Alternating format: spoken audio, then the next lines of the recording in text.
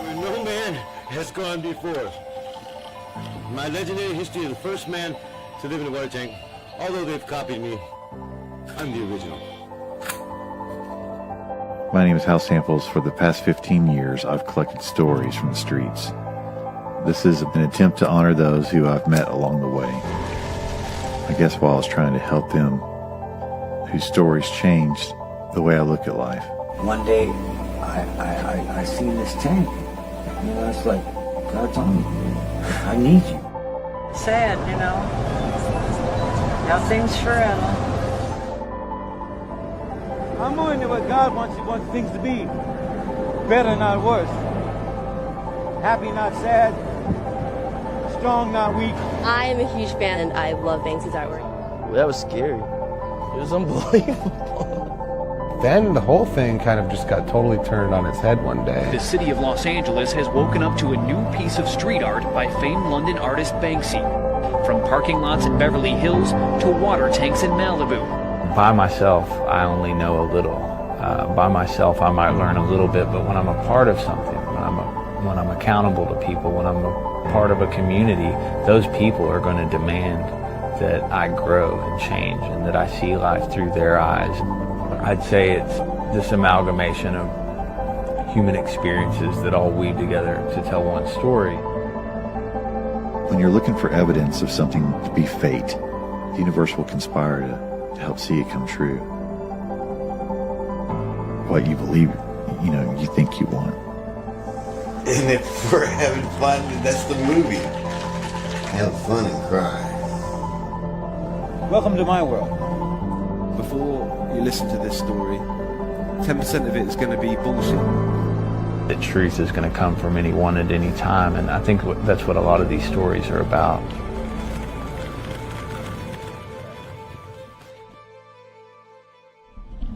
Hello, America.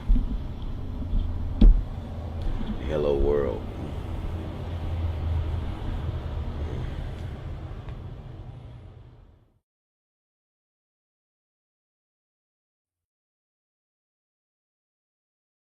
What do you think happens whenever you die? Like after death, you know? Are you really asking me that? Is that all that people can think about when they're on drugs?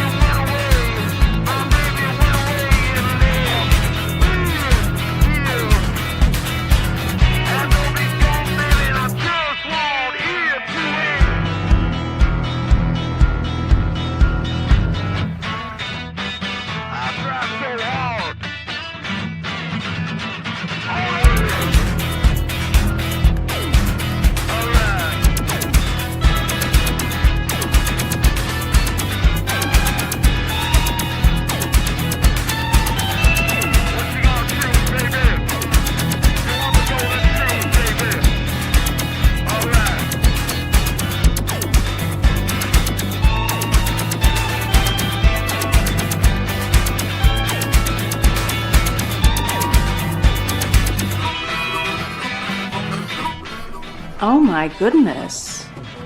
God, are these people homeless?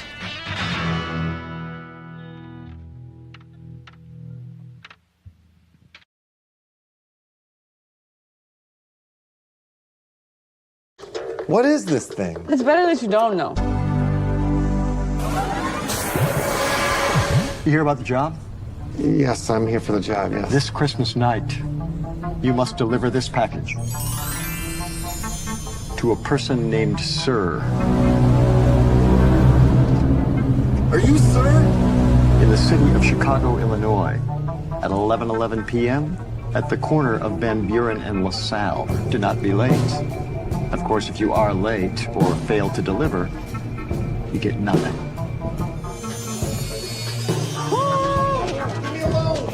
It says so too. It says Satoshi. Happy holidays. A wildebeest will give birth to a baby wildebeest. I had to get my bearings straight. Am I going crazy? So, the strings, they're gonna be pulling. All lurking behind door number 33. It's a delivery job. This is all the information I can give you until you sign the contract. Delivery job. It's legal though, right? Now let's go down the hole.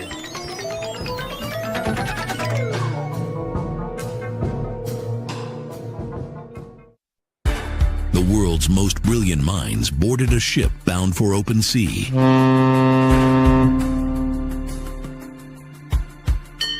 But on the calm Mediterranean, one night turned deadly. A murder at sea. Every passenger a suspect. But this mystery has one complication. Dr. Teed doesn't just follow clues. He follows time itself. Revealing secrets. A new suspect on each timeline. Until the truth is forced into the light. Murder on MS Marseille Dream. When time is the only witness. The future of film is Indikin.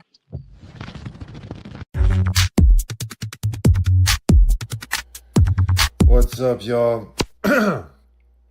So, we got a free song, free download on SoundCloud. Check it out.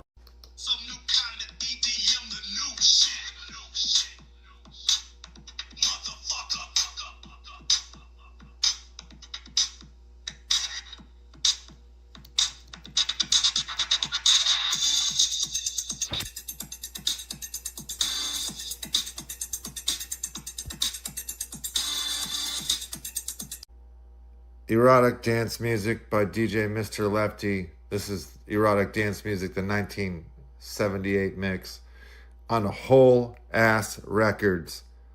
Search it on SoundCloud. It's free download.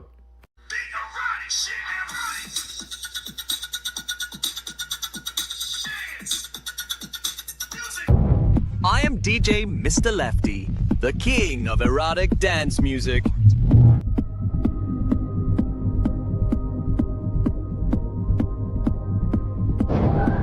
And now it's time for DJ We're right on the edge here. The veils are coming up. Curtains are being lifted up. Economic meltdown. Global level. Fuck. Why 2020, bitch? Why 2020K?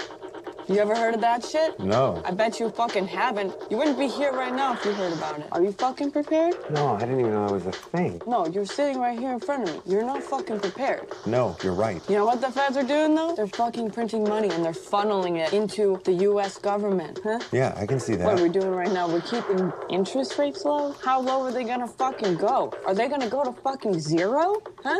Capitalism, huh? Yeah, everyone thinks capitalism is the root of all evil. Capitalism is not the fucking root of all evil. Capitalism is the root of production. Shit, you're right. Everyone's gonna fucking blame capitalism, but you know what it is? No. It's the fucking Chinese government. They're trying to make a whole new fucking currency. Buying gold, selling low, controlling Bitcoin, huh? You know what they're gonna do with those bottoms? Huh? We're gonna fucking tank the U.S. currency. It's gonna drop down to fucking zero. And you know what it's gonna do to me and you? We're gonna be on the fucking streets, crying for food and water, trying to suckle the teeth of the Chinese government currency.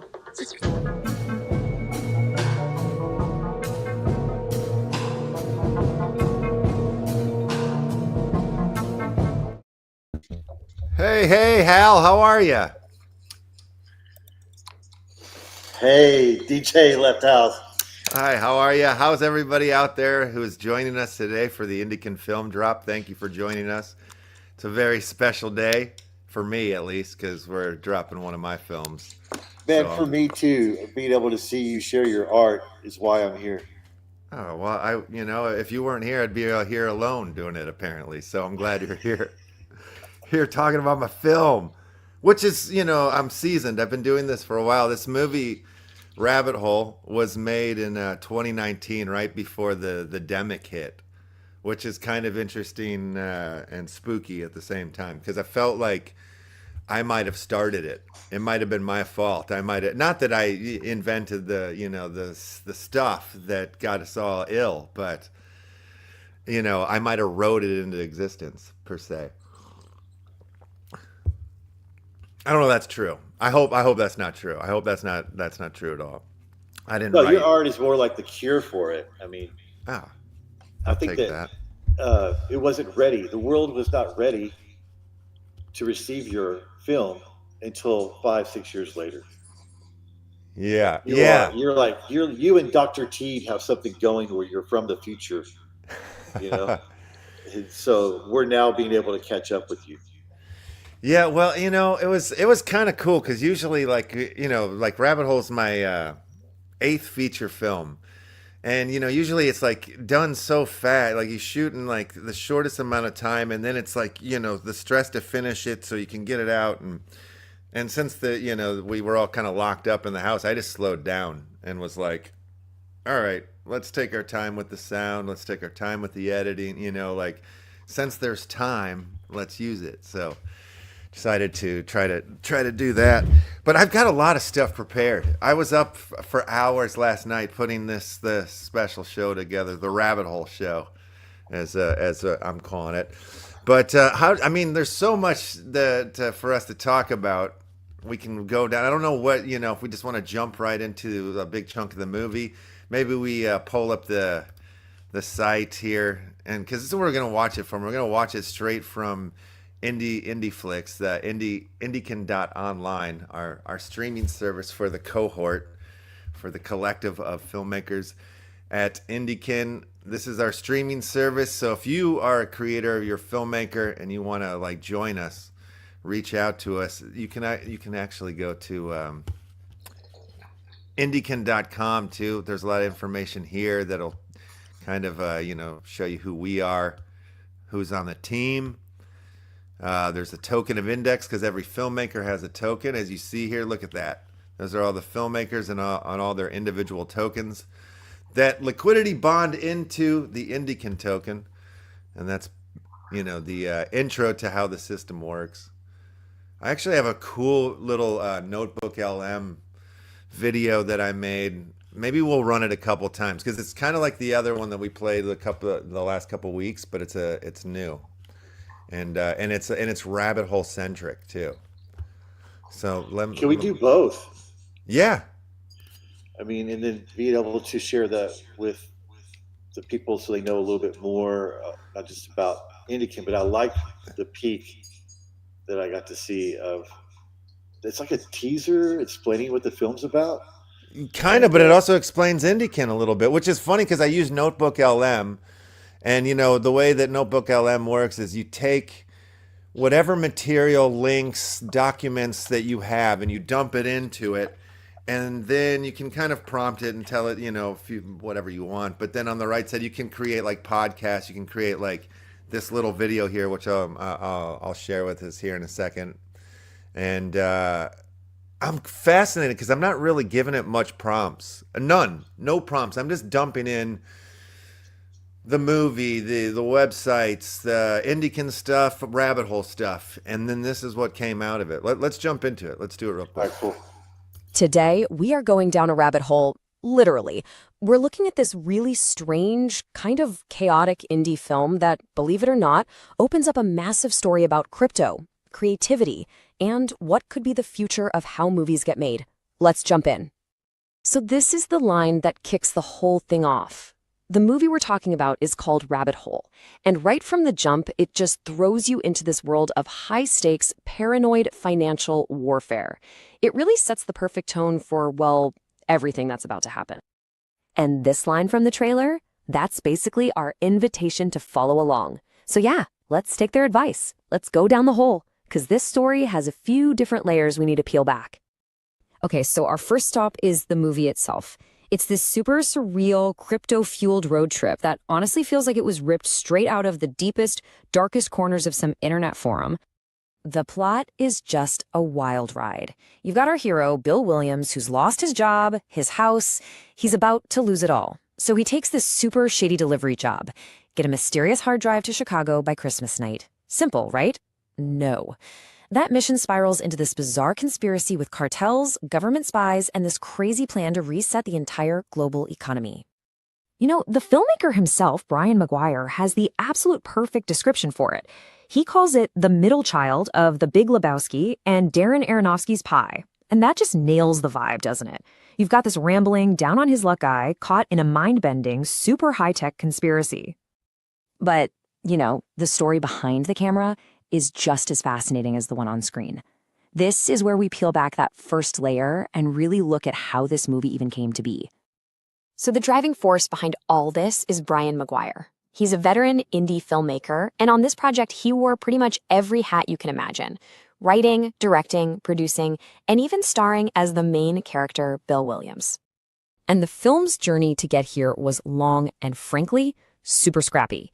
It was shot on an iPhone right before the pandemic hit. Then, during lockdown, as he was editing, the real world started to get weirdly similar to the movie's plot. McGuire tried releasing it on different blockchains, kind of experimenting with Web3 platforms, before it finally found its permanent home on Pulse Chain. And this quote right here, it gets to the heart of the whole thing. McGuire basically says that his character, Bill Williams, represents all of us who jumped into crypto, completely bewildered but, you know, hoping for the best. It's that shared feeling of confusion and discovery that really fuels this entire project. Now, the film's journey didn't just end when it found a home. No, it became the foundation for something way, way bigger. And that brings us to the platform it landed on, a project called Indikin. So what is Indikin? Well, think of it as an entire creative ecosystem built on the Pulse Chain blockchain. It's not just another streaming service, though it does have one called Indiflix. It's a whole suite of tools designed from the ground up for filmmakers and other creators. And here's what's so fascinating. Brian McGuire, the director of Rabbit Hole, he's also a co-founder of the very platform where his movie now lives. So he wasn't just looking for a distributor, he was out there building a new one from scratch. And he's not doing it alone. The team is this incredible mix of people. Filmmakers, sure, but also crypto ethnographers, brand strategists, and full-stack developers. It's really the perfect blend of that old-school creative grit and new-school blockchain tech. So why? Why go to all this trouble? Why build an entire platform from the ground up? This, my friends, is the final and most important layer, the vision, to build a completely new economy for creators. The goal here is, well, it's nothing short of revolutionary. Their stated vision is to destroy the studio systems that they believe are totally broken. They want to use the blockchain to build a sustainable model where creators, audiences, and investors all get to benefit directly, cutting out all those traditional gatekeepers. Okay, so how does that actually work for you, the viewer? It's pretty straightforward. You find a filmmaker you like on the platform, then you can support them directly by buying their unique filmmaker token. Think of it almost like buying a share of stock in that creator's career. It's not just a donation, it makes you an investor in their creative world, letting you share in their future success. The whole system is powered by a core token, which is of course named $Indikin. This is the financial engine that makes all the transactions and all the economic activity on the platform actually happen. And there are real direct benefits for holding it. For example, anyone holding the Indikin token gets a 1% back in PLSX rewards. That's another token on the Pulse Chain network, on all swaps and transfers. So it's a tangible reward just for participating in this new economy. All right, let's zoom out. What does this one weird movie and this one niche platform really tell us about the bigger picture? What could all of this mean for the future of film? This quote from McGuire really says it all. It captures that frustration so many of us feel. He's arguing that mainstream movies have just gotten stale, and that the time is absolutely right for a new wave of independent cinema, one that's powered by new technology. This one really drives home the potential, doesn't it? For a creator like McGuire, these aren't just empty buzzwords. He sees blockchain and the metaverse not as some gimmick, but as a powerful set of tools that could have completely changed his career right from the very beginning. And that brings us to the big question, right? Is this just a one-off experiment, or are we getting a little glimpse into the future? The story of Rabbit Hole and Indikin isn't really just about one movie. It's a proof of concept. It's a model for a world where creators don't have to ask for permission. They can just build their own systems, fund their own projects, and connect directly with their audience. And it leaves us with a really fascinating question to think about. I love that, how she ends that there. I'm like, wait, what's the question? What's the question we're thinking about? Like, I don't know. But, you know, and then I watch it again and I get to the same spot and I'm like, what's the question? What, you know, yeah, it goes over in a loop. But that's pretty cool though, huh? Yeah, I like that a lot. It's pretty amazing, these little things that the Notebook LM is making. Now get a real piece and read it. The AI voice blows. Sorry about that, mix, aka Joss Soul. Oh yeah, we can count on Joss Soul for those. I know, you're right. So, yeah, okay. Real quick, I just wanted to let everybody know in the chat, you can sign up for Indikin Duck Racing to win a free Indikin Streaming pass here. So the sign up form's there in the chat. I don't know if you could pin it to the top. I think you used to be able to. I start it, so I can keep refreshing it to the board here. But copy, you know, I don't know if you can copy that from your screen. You can't. But you might be able to copy from the chat, but you probably have to do that from YouTube. If you're watching on X, I don't know, unless you're like a rich person on X who has like the gold check mark or whatever, you know, then those guys can chat and into our whatever, you know. But you can't, you get what I'm saying. If you're poor, go to YouTube. If you're rich, you can probably get to the chat right away on X if you're watching from there. So why does everybody hate the AI voice? I think it's soothing. It's kind of soothing.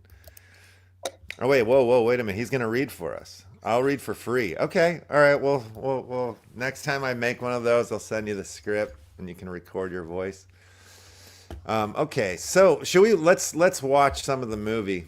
Let's jump into that part. But first, let's just cruise the site here. And first of all, real quickly, I do want to like just say thank you and I love you. We love you. All of you subscribers, the ones that are whole pass holders already, heroes. That's so cool. We want you to know that the fact that you're already in this early means the world to us. So thank you so much for that. So here's the site here, Indikin.online. If you come in here, let's see, I'm already like logged in as a filmmaker. So if I hit the dashboard, this is kind of like the behind the scenes here, you know. If you're a filmmaker, you can kind of get in here, can upload your films. There's a whole thing, you know, there's the uploader button, all your little things you can launch. Well, this isn't live yet, but soon you'll be able to launch tokens. Or is this live? Do you know, Hal? No, it's coming soon. We'll see. Okay, all right. Didn't want to jump ahead. So, and as a viewer, you're over here. Let's see, there's like, you know, you got the genres, different genres of films. Animation, documentary, you know, like I think some of these tabs aren't fully loaded yet, but you know, come by a pass. We're soon to have the pay-per-view is going to be real soon, and also we're going to have the smart contracts that are available, so it can be split revenues. So if you have music that's provided by the band or somebody else helped you film your movie, each time somebody watches it, every click, the revenue is split amongst who participated in making this thing a film.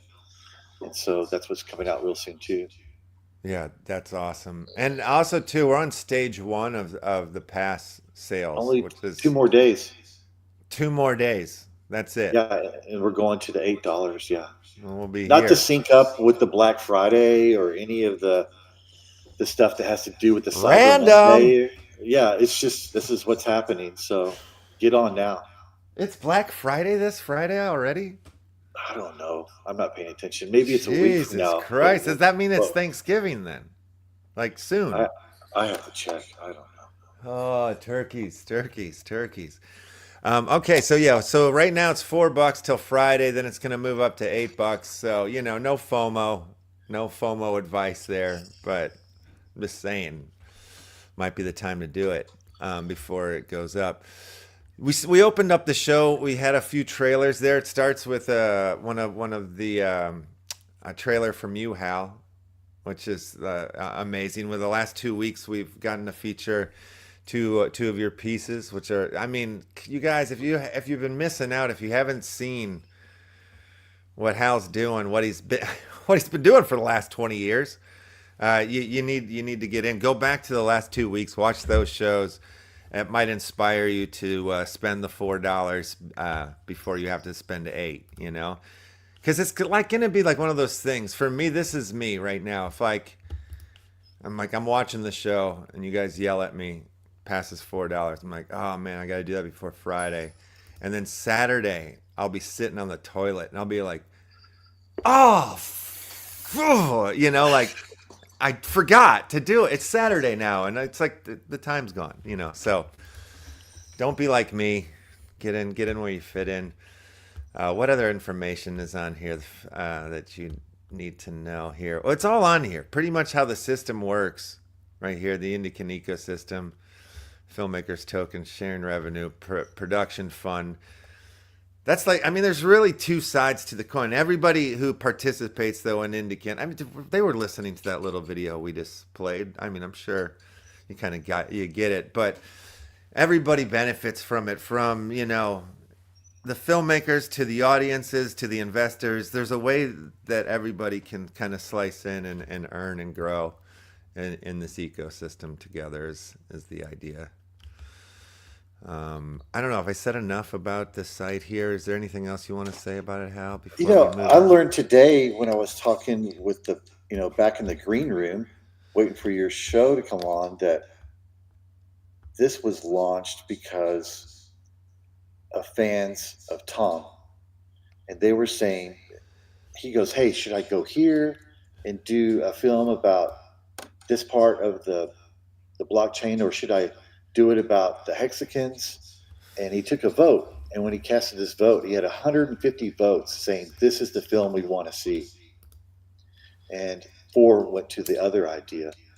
And introducing things that I guess have been a part of fundraising, from Indiegogo to Kickstarter, whenever people are trying to fundraise for their projects, are also a part of what we're doing at Indikin, where we're implementing contests, not just today, where, you know, we're having the duck race, but where people can say, hey, it would be really cool in your next film if it had this in it. And so in the credits, it's story by Duke Booze, or, you know, film by whoever the executive producers are. And it could be the top 20 token holders that are on that film. And as the film becomes popular, money goes back to those people that are the top 20 token holders of the filmmaker. So it's something that comes full circle. It's like a dream come true for me, as I've in the past gone to, hey, I've got this idea. And they go, what is it about? Well, I don't know if it's going to make any money, because what is it about? Well, it's about a homeless guy. Oh my gosh, how, you know, another one of these. But here we are 20 years later, as the world is kind of catching up. It's about everything. And so I was excited to hear that that's where this thing was born from, engaging with the customer, the consumer, which is now other artists. And they're finding their way of supporting other artists by being able to buy a pass, sign up and say, hey, I want to create too, because the way things look for me right now, over on YouTube aren't as good as the way that they look for me over here on Indikin. Right. And, well, at the same time that inception was happening, you know, like when I came into the crypto space in 2017, from my older brother, like hitting me up every other day going, man, you got to check this out. You got to check this out. You got to check this out. And I finally did. And when I started getting into it, you know, 2017 was like the ICO boom. So there was like, everybody had a white paper. And I was just reading one white paper after another of what all of these ecosystems and what their plans and what they, you know, but I was just reading, I was reading the world backwards as I knew it, basically, and each one of these white papers, and it was just showing me that the system, the financial system that I was living in, was actually planned, and it was trash, and it was designed to keep poor, and like I could start seeing it tangibly almost at this point. And so I also then at the same time was like, man, the film industry could really benefit from a lot of these tools that I'm seeing here. This type of technology I could see being a thing, you know, like really benefiting from, because there's like sometimes as an actor, especially if you get a job like in the system, like in the studio system, like, and it's a television show, and say you only have like, you have like one day on this show or whatever, like, and then now your check is getting lost into the shuffle. It takes 6 weeks, 2 months to get your check for 1 day's worth of work, you know, which they made you rush to get to the thing, and you got to rush to be a wardrobe. You got to be, you know, hurry up. But for when it's time to get paid, it's like, well, hold on a second here. Well, it's going to take a couple of months.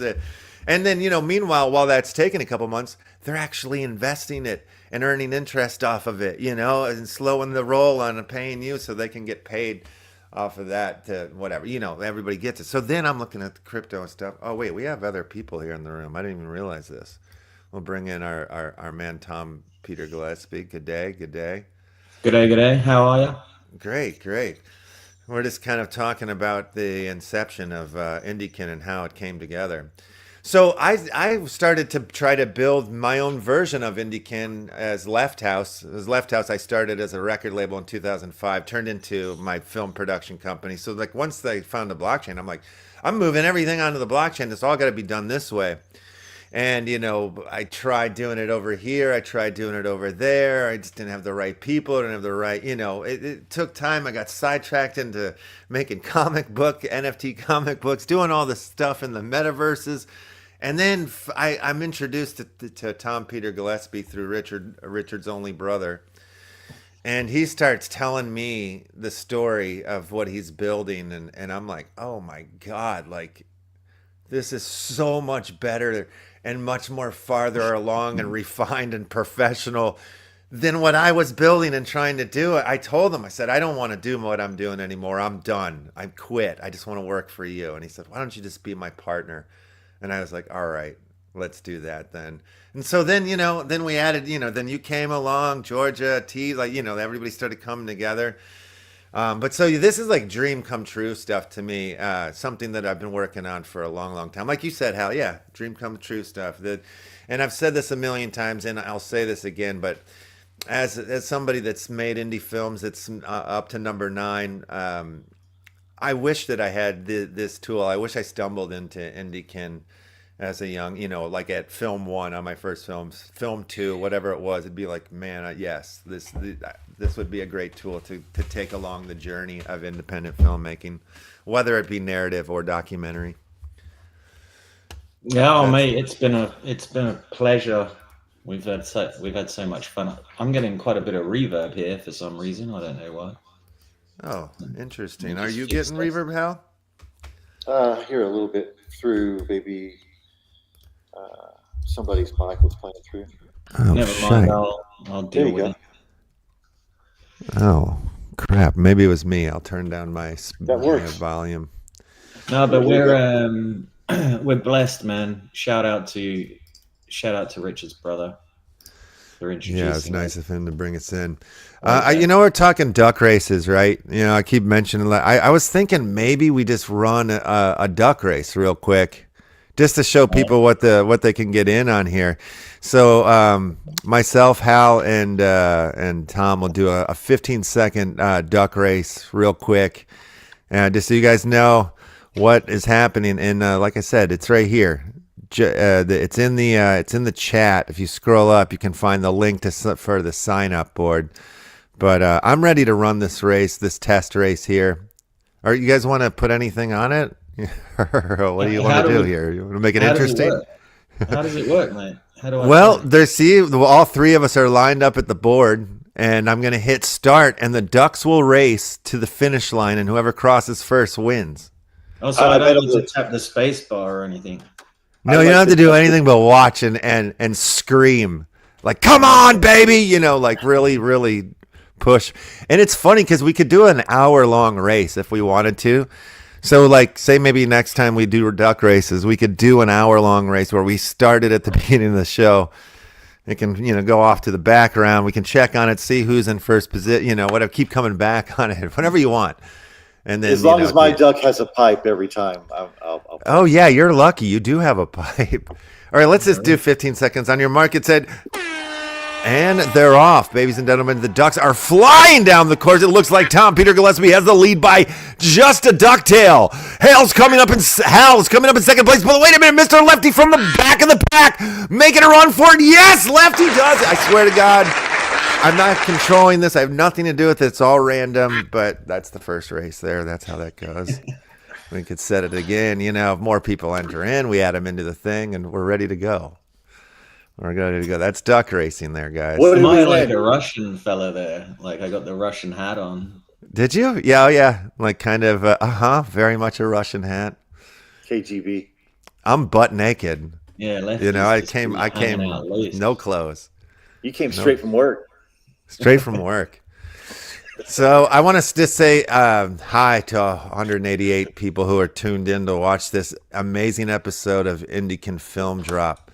I was thinking maybe we should watch a slice of the movie, and then we can. We have another guest in the wings who we can bring up once we watch a piece of this movie. Right on, man. Thank you so much. Thank you so much. All right, how do I watch it? How do I get there? Just hit the space bar 3 times and then Control Alt. Volume. Wait, really? I don't know. Is that true? There's so many buttons these days. Most of these I never use, you know, on this keyboard. I know. There's like a bunch of them that you can see the clean ones and the dirty ones, right? You can see which ones you tap most. Which how do I get? I know I've done this before. This is embarrassing. I don't know how to start my film. Well, are you going to show the whole film or just a little bit? No, we're going to start. I'm going to show it from Indikin. Okay, here we go. I'm going to show this. Well, the first clip I'm going to show from the Indikin streaming site, from Indikin.ONLINE, because we're going to show the intro. I'll set up the clip. Right on. You know, as they say in the talk shows, right? It's like, you gotta set up the clip. All right, so what we're gonna do here, we're gonna watch the beginning of the movie. I think it just speaks for itself. I don't think I need to set any. Well, we'll watch the first intro, like first 12 minutes, and then we'll come back and discuss. And I have other clips, like smaller ones that we can like clip out, and other things to show you as well too. Nice. All right. So let's bring this to the screen here. All right, it's gonna happen right now. Are you guys seeing the screen? Let me see. What do we see? No, I got to bring it to the screen. Okay. Okie dokie. To the stage. Here we go.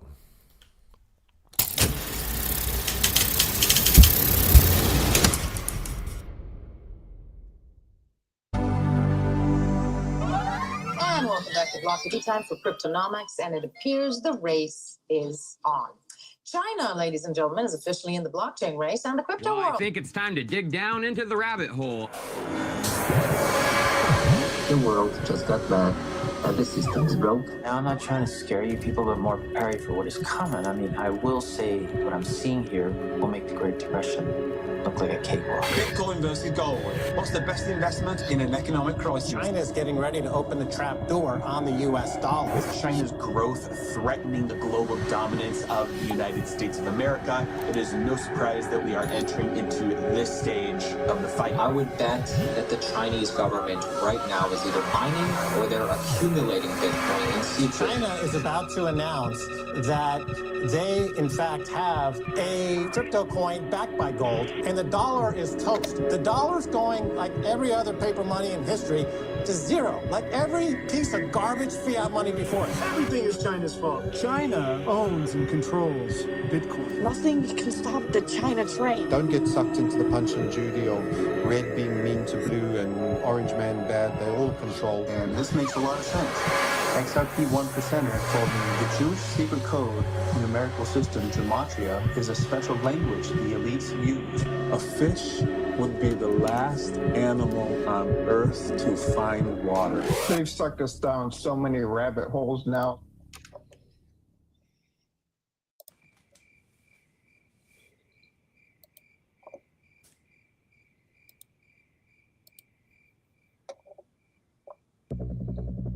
Hello, ladies and germs, and welcome to the show that brings you true stories about real people who have been fucked over by the man in the financial global gaming system. Down the Hole, the only show that tells it like it is and will blow your mind to absolute shit. Now let's go down the hole. First of all, I want to say thank you to our 2 new subscribers this week, 007 Red Serpent Phoenix and Vagina Blood Farts is 69. There's a Z on the end of farts. Very clever name. Thank you guys very much. Down the Hole is a fairly new show, so if you haven't already, go ahead and smash that like button, smash the subscribe button. You can even hit the bell, because that helps bring people to the channel.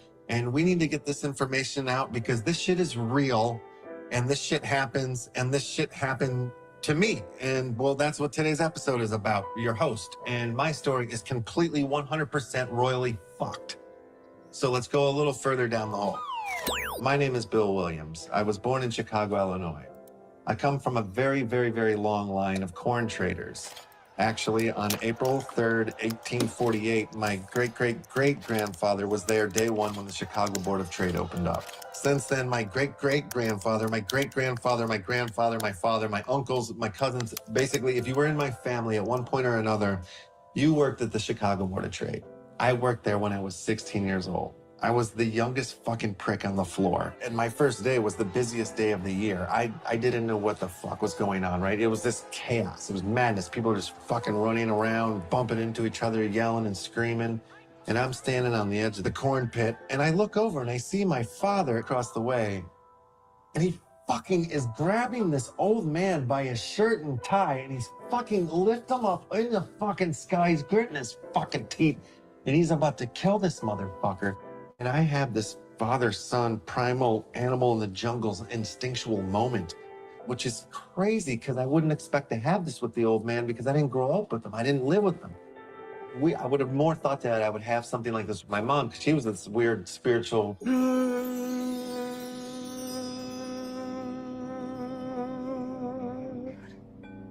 Yes, that was vibration, wasn't it? So anyway, she comes later in the story. So anyway, I see this, my dad's about to kill this fucking guy, right? So I jump off the back of the corn pit and I run around and I push these 2 fucking traders out of the way and I jump in the fucking air and I'm about to fucking punch the guy right in the fucking face when this dude, Scott, also works for my dad. He grabs me, he's like fucking pulls me and I was like, whoa, whoa, whoa, whoa. What are you doing, man? They would never go to blows in the pit. The fines are just ridiculous, bro. And I was like, all right, cool, Scott, chill, chill. So anyway, the next day, this fucking dude my dad almost killed, he didn't show up for work. A couple more days go by, still he doesn't show up. The weekend happens, and then Monday, everybody's talking about it on the floor. The guy was found in an alley, stabbed to death by a number 2 pencil. Look, I'm not saying that my dad ordered the hit. I don't know. I actually don't know. But what I am saying is that there are fucking secret backdoor Illuminati lineage handshakes going on right fucking now in bathhouses with dudes with giant mustaches with cigars up their asses making these deals just to fuck over the little guy, the fucking Citizen Joe. And how do I fucking know this? Because me, I was a fucking guinea pig in one of their scientific laboratory financial rat game bullshits. And yeah, fucking, I'm sure some of you are sitting there right now looking at me going like, oh, look at this fucking crazy conspiracy theory nut. But no, if you just actually sit there and listen to me for a few minutes, maybe you will fucking get it. Okay. So here's my story. I met this Chinese chick at a Bitcoin convention in 2017. Her name is Sue, or Su.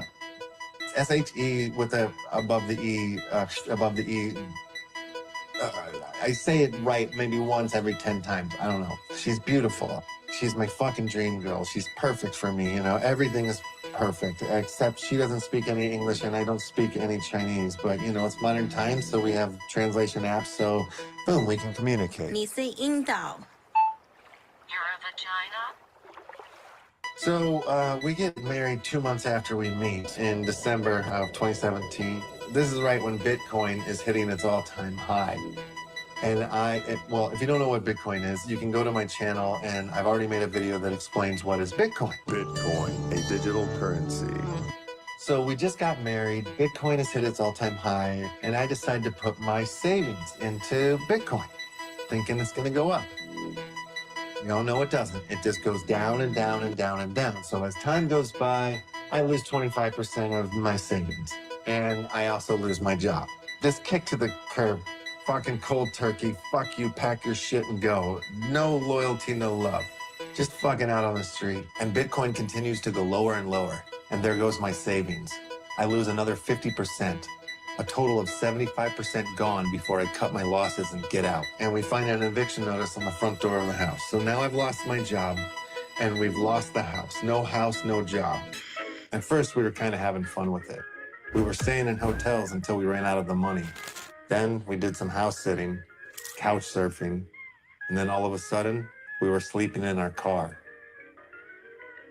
Same time, I'm looking for work. I'm doing temp jobs that don't fucking lead to anything. I'm doing Uber until I crash my car with 2 nuns in the back seat. So now I don't have a fucking car, and if I did, Uber wouldn't hire me back.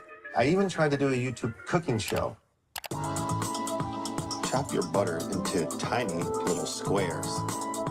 Then, put it in Tupperware and put it in the refrigerator. Then drink vodka for 45 minutes. And then it happened. It was December 21st, 2019, and I'm sitting in a coffee shop just looking for work on the computer. I'm on a job search site, and all of a sudden, this random page pops up and just flashes a number.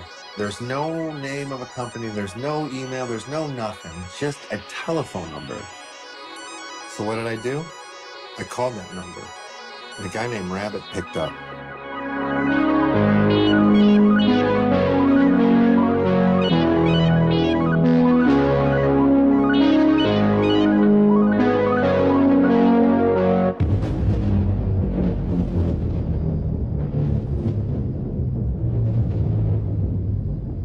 My phone call with Rabbit was confusing.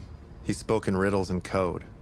And after a circle of misunderstandings, I finally got that he might have a job for me. But he didn't tell me what the job was. He told me nothing, actually. Rabbit said if I wanted a job that I'd have to come meet him in downtown LA at 2 a.m. in an alley. The whole setup made me nervous, but I had no choice. I was out of options, and I needed my bad luck to change. I had no idea what was coming around that corner for me.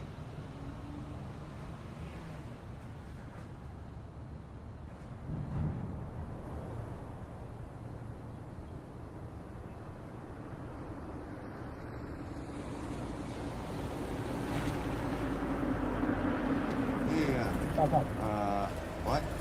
Oh, what's that? Wait, I can't hear. I can't hear. Get in the car now. Back away from the car, okay. Box. In the box. Box. Okay. I'm in the box. Good. Good boy. Now, sit. I'm sorry, what? Nothing. Forget it. I was just checking. You hear about the job? Yes, I'm here for the job, yes. Great. You must be Bill. Yeah, I'm Bill. I'm Bill Williams. You're Rabbit, yeah? Yeah. I'm Rabbit. Bill Williams, huh? Yeah, I'm Bill. The Bill Williams. I mean, I'm a Bill Williams. I don't know if I'm the Bill Williams. You don't know? Well, perhaps therein lies the problem, right there. But here's hoping the dull edge of a butter knife might prove itself useful. The Bill. Nah, you're getting me. I'm crossing timelines. Let's talk turkey. You need a job, right? Yes, Rabbit, I do. Right. Sadly, we have not the moments to toy, as this case is time sensitive. There's no time to waste as there is some travel involved. It's all very classified stuff. Very exciting. An adventure made for a guy like you. Where the horse runs, the stampede will trample.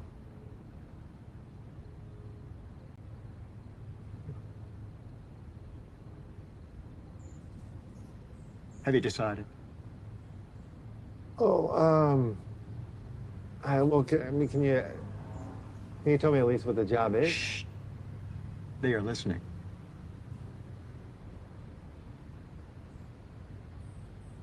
It's a delivery job. This is all the information I can give you until you sign the contract. Delivery job. It's legal, though, right? You can't crack an egg if the egg hasn't been mass-produced yet. And it does come with a wonderfully large paycheck. Well, then I'll do it. Excellent.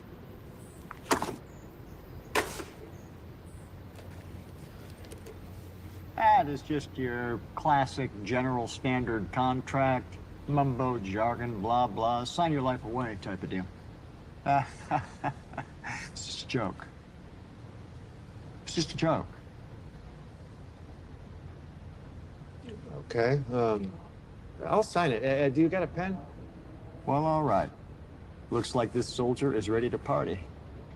Mr. Abbott, I haven't worked in 2 years, and I've lost a home, and I lost a car, and I don't want to lose my wife, so I'm a desperate man. I'll basically do anything. Desperate times call for desperate measures. Please, don't let me interrupt.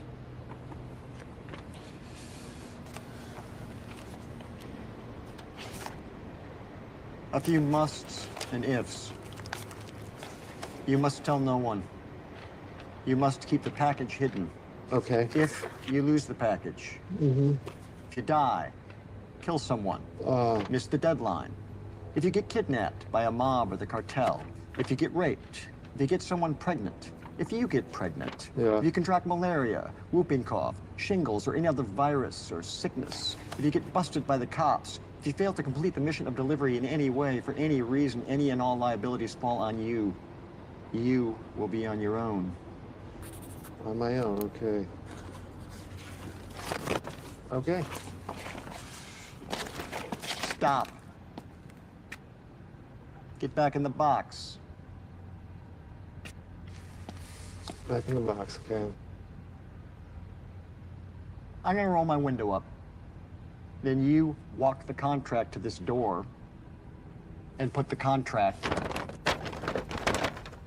in this bag.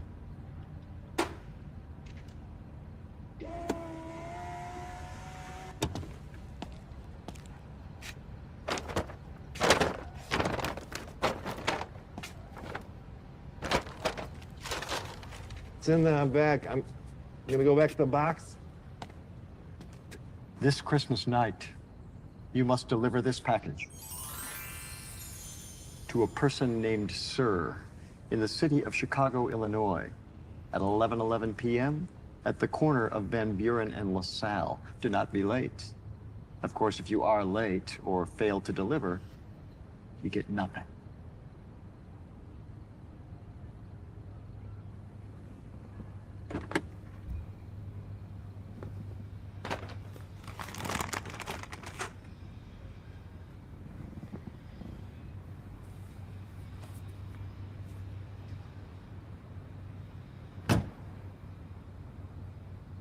Do us proud.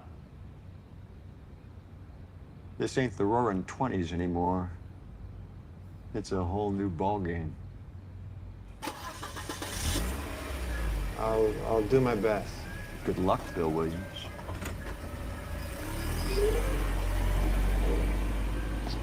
Hey!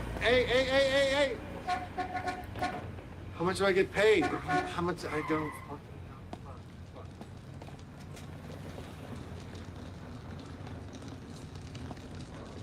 So,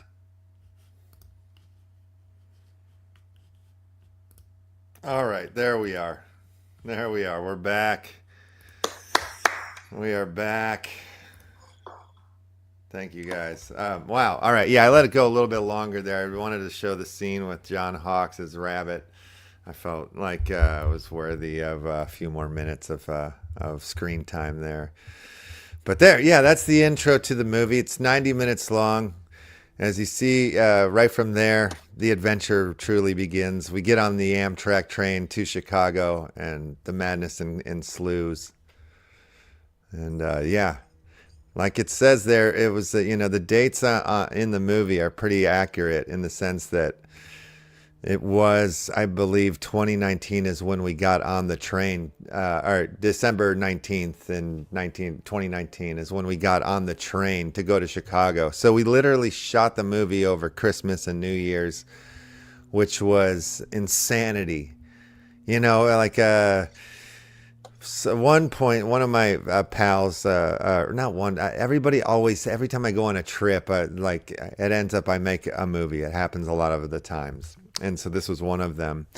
And so, you know, it was like, oh, it's Christmas time. We're going to go see, you know, see my brother, and my mom's going to go, and, well, we should probably make a movie. You know, it's like the next thought after I make the plans for Christmas is like, well, this is like 6 weeks away. I have time to like write a story. We're going to go by the train, you know, like, so I just started to come up with the scripts 6 weeks before we started shooting the movie. And then it's like, you know, you plan it out, you have all these ideas, and then you get on the road, and it's just, it gets crazy, you know, and things start changing around, and you just get the brand new phone that you've never shot with, and you've got lenses and stuff, you know, you're just figuring it out. And at the same time, I'm shooting 4K, so I can only shoot 10 minutes on my phone before I have to dump it. And I have a laptop from 2009. So I can dump the footage like to a hard drive through this laptop.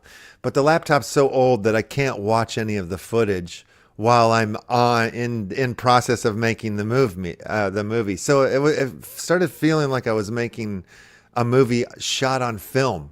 You know, like legit on film, because we had to dump the magazine. Couldn't watch the dailies, you know, couldn't watch the clips that we just shot. So I really didn't get to see any of the footage until, you know, shooting across the country to Chicago, to Vegas, Christmas, New Year's, and, you know, that whole madness. And then getting back to LA, it's like, all right, let's, you know, open it up and see what we've got here. Hopefully most of it's in focus, you know, hopefully it's not just a black screen, you know, you're just like guessing at that point. So, you know, it sort of created a spirit of how the movie was going or being made and stuff like that. It was definitely a wild animal. As you know, all films are wild animals. And you don't tame them. They tame you. That's the difference. You don't tame the beast. You have to listen to the beast and obey it. I feel like at times. What is your process? I mean, you say that you make a film every time that you go on a trip. I'm familiar, as I've been compared to Terry, the guy that films everything and Exit Through the Gift Shop. Mm-hmm. And but what is? I mean, it's comfortable for me to hide behind a camera sometimes, you know, and then to feature my friends, you know, to have a band. There's nothing cooler than traveling with a band. But how did this story take shape? Is what I want to know. Yeah, well, in a lot of ways, my band, as you call it, is my family. Like, if you go through the credits of all 9 of my films, like, you'll see the last name McGuire riddled through all of the films or whatnot. And this one is true, too. Like, my older brother, my younger brother, my mother, my niece, a couple nieces, nephews, sister-in-law, like, are all in this film, and most of those people I rattled off have been in the other ones. Like, yeah, so I have my Hollywood family, you know, like my friends and people that I've been making movies with out here, and then my family, and they're intertwined into all of my films. And, you know, Rabbit Hole, though, the probably the breakout, the best performance in the film is my mother. Every time people watch this movie, she's like the first comment made, you know, like, dude, your mom, you need more of your mom. And my mom's a professional actor as well, too. And she really shines in this movie, you know, like, she really prepared, and she had actually shocked the crap out of me. Like, when we got to Chicago, she lives in Texas. And when we got to Chicago, she had, you know, booked an Airbnb, which would be the location of her home, you know, where she lived in the movie and all that stuff. And but she would, like, yeah, definitely had, like, done so much homework. She was so layered, and it was really nice to see because I'd worked with her several times before, but it had been a while. And, you know, she was like really like, you know, going to town. She's like, teaches improv. She's in all these shows, you know, it was just like at the peak of season, you know, right before the whole pandemic thing happened and stuff. And it was just like, oh my God, this is like a professional woman I'm dealing with here, you know, and she crushes it in the movie. I'll show here. Let's do a quick scene. Well, I've got clips lined up here. So we'll show you one of Bridget Rivers is her character's name. I've got two clips I'll run back to back of her. Hi, this is Bridget Rivers. Happy holidays. What? The presence of one another is the true present. Where's the coffee? What the fuck? I'm taping right now. Get out!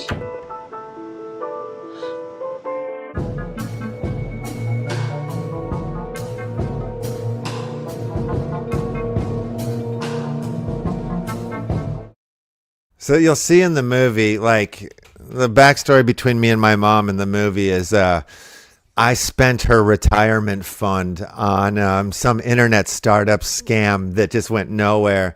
And we got into a huge fight, and, you know, we kind of like broke up, you know, as mother and son. And at that point, she like stumbled into becoming like a spiritual, holistic guru. And she made a YouTube channel and it blew up. So she's like this kind of YouTube star in the spiritual world or whatnot. So that's the backstory to her character. I'm going to run you one more scene real quick. But I learned this other thing as well, the art of allowing, you know, or receiving, whatever you want to call it. But I started to think about allowing. And, you know, allowing is like you break it up and it's all owing, but it's that gift presence. Okay, I get it. What? I get what's going on here. I owe you a lot of money, and that's clearly why I'm here, to try to pay you back. I'm working on something here, Mom, and that's what I'm doing here. I had no idea that's why you showed up on my doorstep like that. Oh, sure, yeah. I leave for 20 years, and I just show up, and you don't think there's going to be a conversation about money? I don't want your money. Yes, you do. I don't need your money. I don't need your money at all. Yes, you do, and that's what I'm doing here. No, I don't need your money. I am so happy. I would never have been a YouTube star if you hadn't left me. So I am blessed. You bless the river, you curse the river. This river keeps going on. I am happy.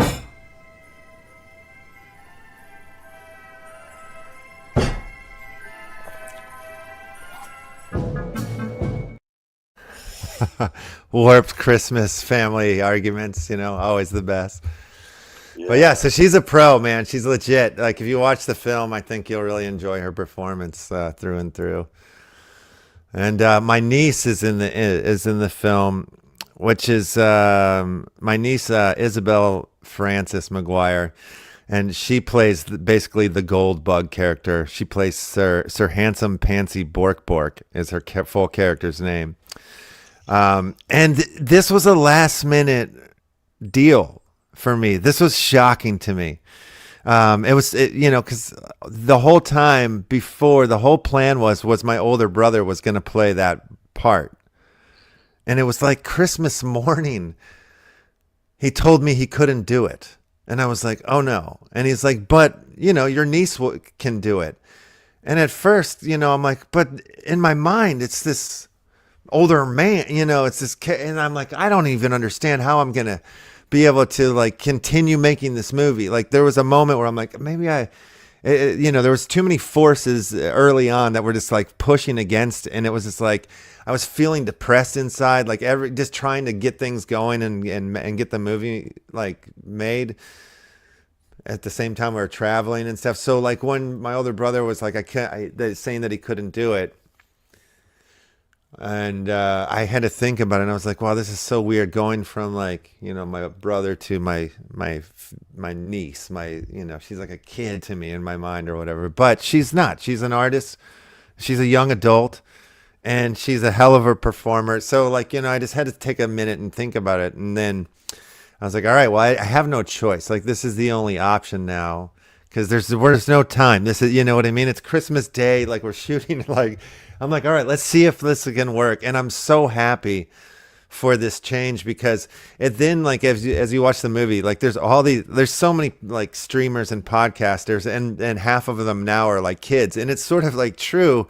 I remember in like 2017, like when I first got into crypto, there was like a 10-year-old Filipino boy that was doing like XRP, like chart reading and stuff, and he knew all the language and stuff, and it was just like, I loved watching this little kid, you know. And I started thinking of him, I'm like, yeah, there is a lot of like young people that like have all this information that run these shows and they have millions of followers. I'm like, it makes it more funny. It makes it more true in some certain ways. So I went with it. And like, again, she stands out. She's the one that I kind of played a clip from it at the beginning of the show where she's kind of running. I'll show a little piece of her again real quick. We're right on the edge here. The veils are coming up. Curtains are being lifted up. Economic meltdown. Global level. Fuck. Why 2020, bitch? Why 2020K?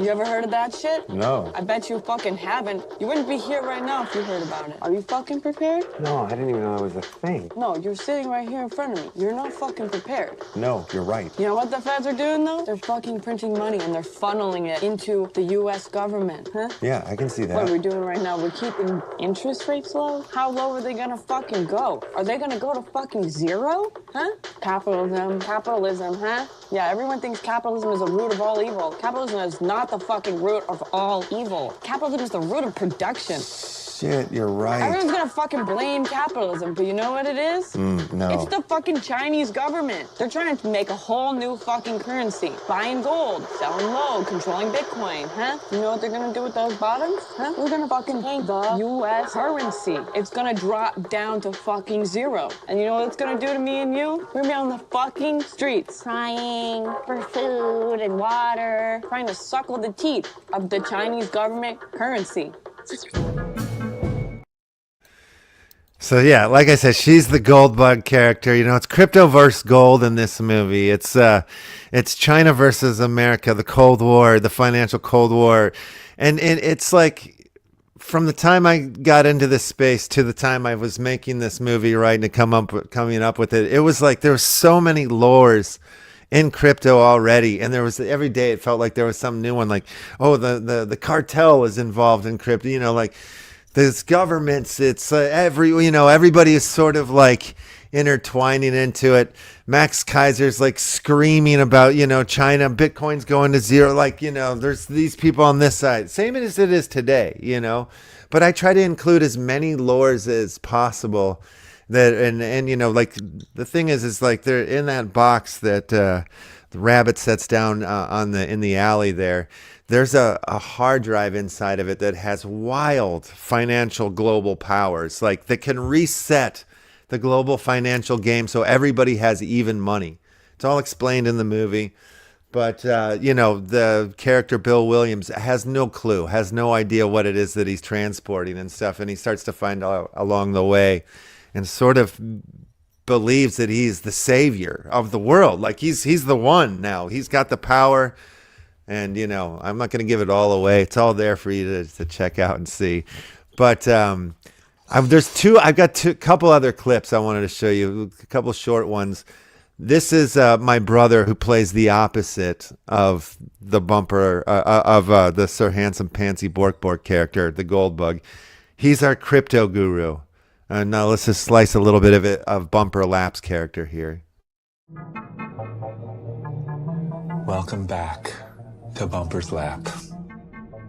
Mind, body, soul, and crypto.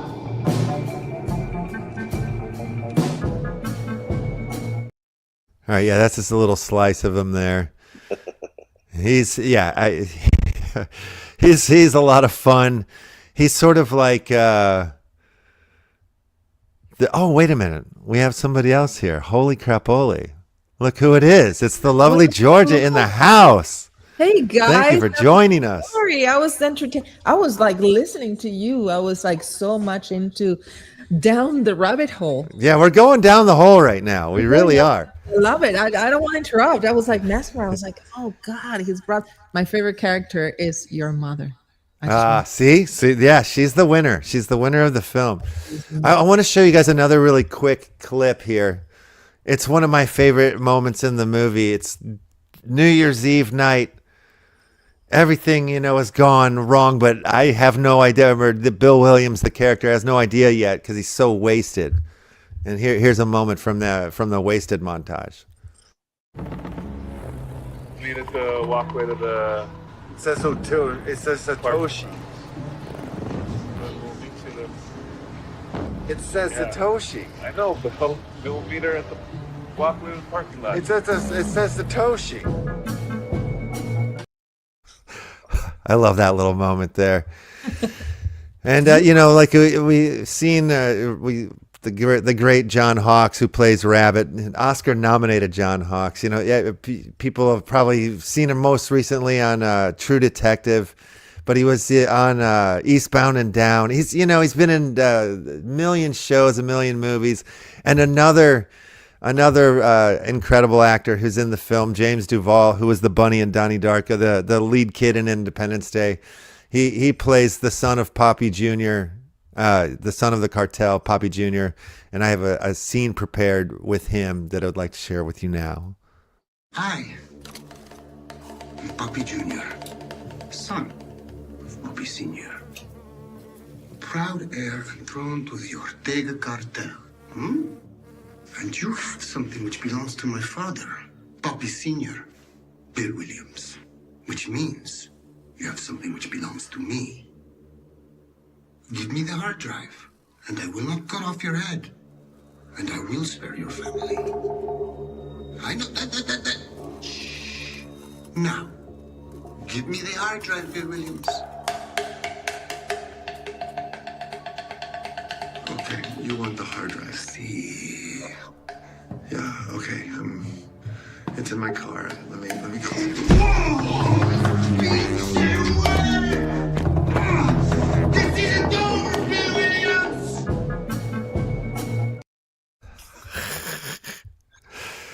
There's a lot of fun to be had. It's kind of like, it's a mystery, it's like a cartoon mystery almost, that's like peppered with all sorts of crypto Easter eggs throughout the film. But it's like told in a way I didn't want to make. By 2019, I was, 2 years into the space, very integrated into the space, and knew all the language and the jargon and this, that, and the other. But I wanted to make this like accessible to somebody that has never even heard of crypto before, So when you turn and watch this movie, you might not know this word or that, but you know what's being said, and you know where the story's going, and you kind of know the overall. You can follow it, And so far the reviews on that, people are like, yeah, I don't know much. The people who have not known anything about crypto seem to be able to follow the movie. Okay, so it's not just for us geeks in the space. I blame your film on warming me up to what I was signing up for. It answered a lot of questions. I left with more questions too. But when you're talking about it having like the Easter eggs and stuff, and we get to talk about it more later, because I was the NFT. I was not an NFT. I was an FNG, effing new guy, coming into this thing. And your film, that one, and another one, I hate to mention, but I'm going to, that I'm a huge fan of, Elizabeth and the Mexican Boy. Both of these films were like, I'm around some people that know what they're doing and are like not sold out, but are resigned to being creators first. The tokens are cool. Having the indie flicks is cool. Having this community is the coolest. But being surrounded by people that are really passionate on growing and continuing to make films and find a way to make it happen, I blame you on being here, is what I wanted to say. And Tom, of course, too, with Fakefluencer and the Hexagons. And I fell in love with Lola. And to be selfish, I think T stole his identity from me. But he's not here right now, so I can say that. But no, really, I thank you for being you and putting this stuff out there, because it told me, I'm at home. These are my peeps. Yeah, absolutely. I appreciate that. I appreciate that very much. The other thing is I was trying to get this set up and, you know, like, but it just, there's so many things, and then it got late and then it got early. And so it didn't get done in time, but I was able to at least get it up on our YouTube, but it will be up on the Indikin streaming site here pretty soon. Let me sorry, show guys. you My what I'm dog talking about. decided to join. Oh, right on. She jumped into the table. I'm sorry. Oh. Little pig. Sorry. Sorry. No, for she's this. got the Christmas spirit going. That's awesome. But here, let me. Whoa! There it is, right here. So yeah, on the Indikin YouTube channel, I've loaded up here. It's Rabbit Hole interviews, and it's a 15-minute slice. It has an interview with my mom and one with my brother, my niece, and James Duval. They're all in this thing here. We could watch an interview if we wanted to, or we could just, you know, point people to it. It's up to you. You guys, whatever you want to do. But we have more material to view if you wanted to. Your show's banging. Just keep on, keep it on. All right, yeah. Then we'll watch the first intro, the interview with my mom. It's pretty good. Hello, babies and gentlemen. My name is Mr. Lefthouse, or in the real world, Brian McGuire. I am the writer and director of Rabbit Hole, and today we'll meet some of the cast. We'll talk about a little bit of the behind the scenes and just yam it up and talk all things Rabbit Hole. And hopefully by the end of this experience, you will be willing to take the journey with us all the way to the bottom of the hole. So on that note, why don't we jump into it and enjoy ourselves? You need a job, right? Yes, Rabbit, I do. Right. Happy holidays. Leave me alone! Sadly, we have not the moments to toy, as this case is time sensitive. Am I going crazy? The strings, they're gonna be pulled. It's a delivery job. This is all the information I can give you until you sign the contract. Delivery job. It's legal, though, right? Now let's go down the hole. All right, we're sitting here and we're talking to my mom. As you can see, it says mom underneath her as her name. But she's not only my mom in the real world, she's also my mother in Rabbit Hole. She plays the wonderful Bridget Rivers. How are you doing, Mom? I'm doing well, son. So you were about to say something amazing about our Rabbit Hole. What I find remarkable about it is that it started in 2019. It was like a journey of its own making. So much of it is still pertinent 4 years later. Yeah, no, absolutely. It's kind of a funny thing, like with what it is about. It's a period piece. China versus America, currency wars. Absolutely. And those elements is what you're saying. You know, it is timely now, and it isn't. Sometimes when I turn on certain movies or shows, I go, oh, that feels a bit dated, but this doesn't. This is very current. You do a lot of improv acting, and I was really impressed with how much you had brought into your character, how many layers and stuff. It was very clear, like right when we started shooting, that you were coming like a pro, and it was like pretty awesome. Well, thank you. Well, you know, it's method acting. Hi, this is Bridget Rivers. Happy holidays. What? The presence of one another is the true present. What the fuck? I'm taping right now. Get out! So many people, the people that have seen it, you come up all the time. You're like everybody's favorite character. Everybody thinks you did such an incredible job, and I agree. Well, and you're the one that, being the director as well, you were very helpful. And you have always said with acting, you have to be willing to embarrass yourself. And I liked finding the elements of Bridget that were, you know, truthful, but at the same time, a little bit over the top. I don't want your money. Yes, you do. I don't need your money. I don't need your money at all. Yes, you do, and that's what I'm doing here. No, I don't need your money. I am so happy. I would never have been a YouTube star if you hadn't left me. So I am blessed. You bless the river, you curse the river. This river keeps going on. I am happy. All right, we are sitting here with the lovely Isabel, who that's a little slice of it there. You know, you can see the other ones on your own time. I don't want to force you guys all into it, but yeah, they're fun. They're fun interviews, though. Everybody's incredible. My family are geniuses. Hold up, who's Isabel? Is that That's my niece. She plays Sir Handsome Pansy Bork. Yeah. I want to see that interview. All right, we'll pull that up then. Yeah, let's hear from Isabel. Who played Sir Handsome Pansy? Wait, I did this. I was trying to say your name when I was talking to Emmett the other day, and it was just like I turned into a stuttering idiot. Sir Handsome Pansy Bark. I can't even say this name. Sir Handsome Pansy. Sir Handsome Pansy Handsome Bansome Bark. But you're Sir Handsome Pansy Bark. You're the gold bug. You can call me Oz. So you ended up playing Sir Handsome Pansy Bork, which is basically like the gold bug. And it was like a very last minute thing for you. Like, how much time did you know that you were going to play the part before you started playing the part? A day. One day, sure. Yeah. Honestly, it was extremely fun. And also, I feel like I was just so nervous about acting because I just am not good at it, or I just didn't even know what I could do. Like, I had no idea. And then so having you two, having like my dad and you, just kind of like telling me what to do, it felt so easy because it's just like it felt like we were just like playing.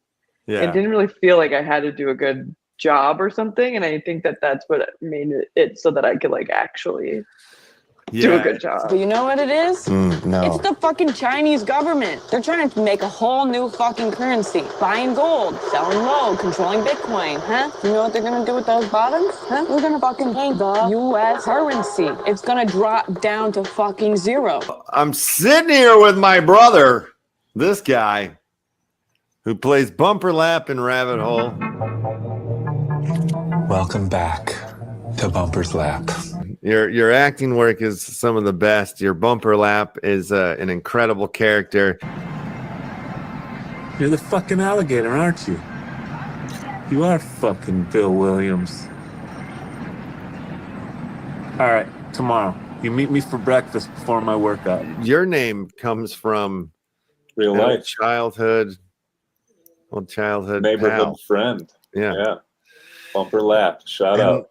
And my name, Bill Williams, the character name, comes from a legend in the trading game. Yes, who created indeed, all sorts of different systems and studied the chaos theories. And I became very interested in chaos, the theory of chaos. And by the way, chaos is a very bad term. What the science of chaos is not chaotic at all. Not only did you play Bumper Lap in the movie, you also did a lot of the soundtrack. It was a whirlwind, wasn't it? So yeah, we both got some iPhones. We downloaded a few apps. Essentially, you're talking about the behind the scenes, the making, the creating of how we got to, which is a story that most people don't really get to hear or aren't going to see when they watch.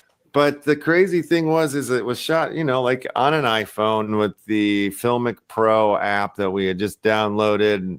The first stuff we were shooting was on the train, Los Angeles to Chicago, and figuring out how this Filmic Pro app worked.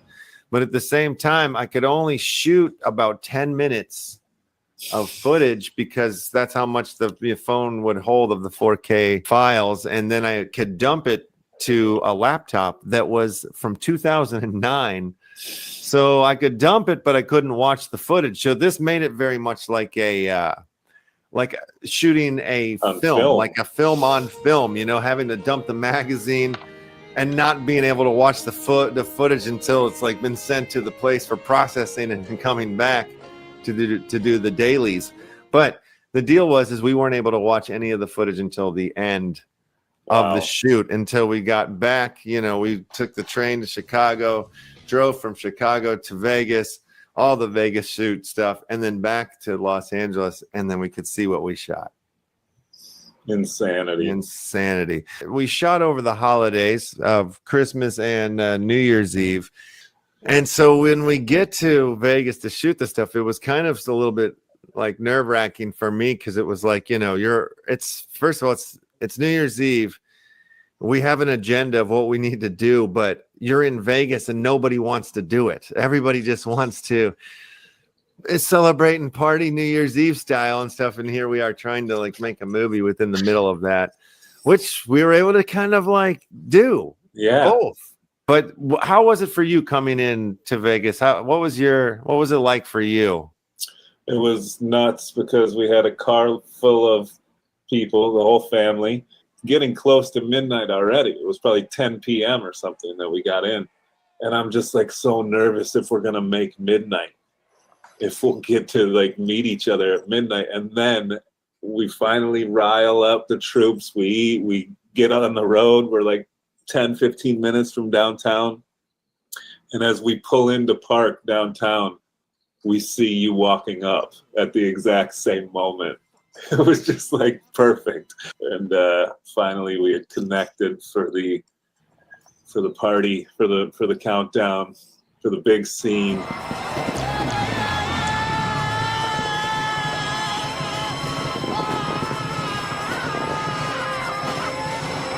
It's official. Happy New Year. Why don't you talk a little bit about the post portion of it, working on the sound? I got it as far as I could, but it just wasn't fully there yet, and I knew it. Brother knew it, and so we called in the big guns at that point. And Mr. Brad, what's his last name? Bradley Jamovic. Yes, Brad Jamovic. We went over there for a couple sessions, and the voiceover got done there. He helped out with some of the score and the soundtrack and just made the whole thing polished and brought it up to a level that it needed to be. It was the most fun that I've had working on music for film, for sure.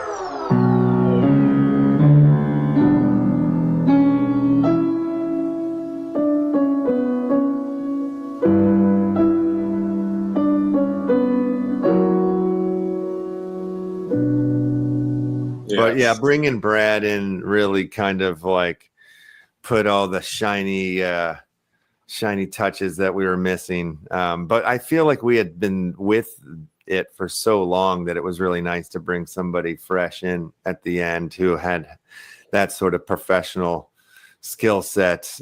And just kind of, I mean, he brought scenes to life, like the scene with my mother. This painting is from Germany, Berlin, East Berlin, originally. You know, when there was a wall. Wilhelm von Hensing is the artist. He was so tortured by the separation of family and relationship and being torn asunder. It represents turmoil, treachery, and the twistedness of politics. You know, Germany is very clear on politics, very much a country that has really been torn apart and has tried to stay together. And I think they were successful of it. You know, finally the wall was torn down, yes? You know, it being a rabbit hole, you know, like the idea is that you're being sent down this wild goose chase, you know, and one word or one person or one image, anything that can pop up can mean something. Or it can mean nothing at all. Hi, I'm Poppy Jr., son of Poppy Sr., proud heir enthroned to the Ortega cartel. And you have something which belongs to my father, Poppy Sr., Bill Williams, which means you have something which belongs to me. Give me the hard drive, and I will not cut off your head. And I will spare your family. I know that. Shh. Now, give me the hard drive, Bill Williams. God damn. So good. That's why I love you so much. It's all right there.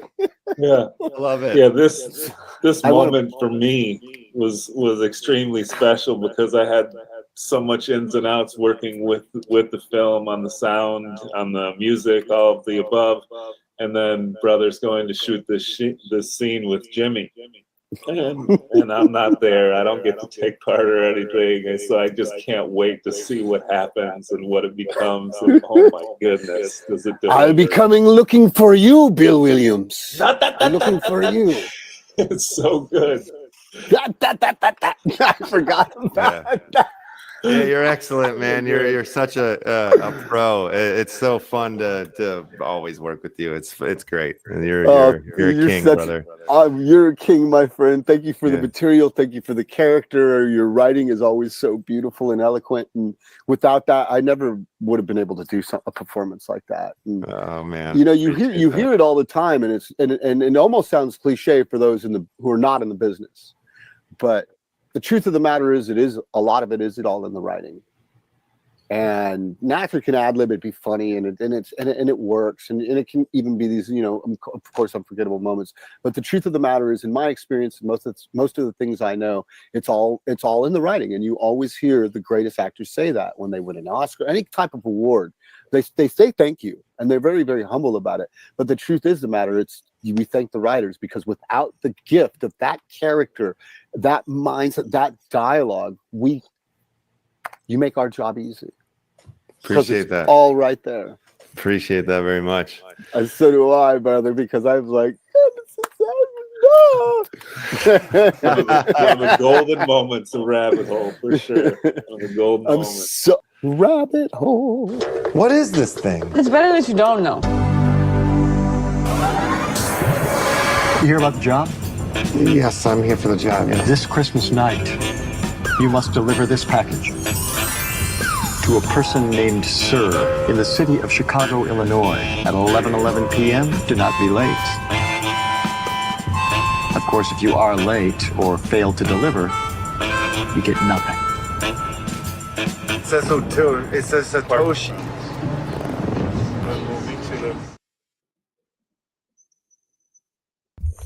All right, we ended up watching the whole thing, but I think it was worth it. It was fun to see that. I was like all the same clips I already ran on the show, unfortunately, but yeah, that's some of the behind the scenes chatter. It's amazing. It's amazing. What am I doing here? What the fuck? I'm sorry, I'm gonna cuss. What the fuck am I doing here? Are you Well, scared? I don't think I've even cussed today, and that's rare. My God, That's that is amazing. the only word that I can think of. It's like you guys are incredible. It blows my mind just the fact that I'm here in this stream with you, because I'm a big fan of your work. You know that. I tell you that here and in private, and I think that Well, your work has made me cry, so you know you're supposed to be here too. We're not talking about me. We're talking about you guys. Please allow me to just tell you, Rabbit Hole is one of those movies, like one of my favorite movies, which is Bowfinger.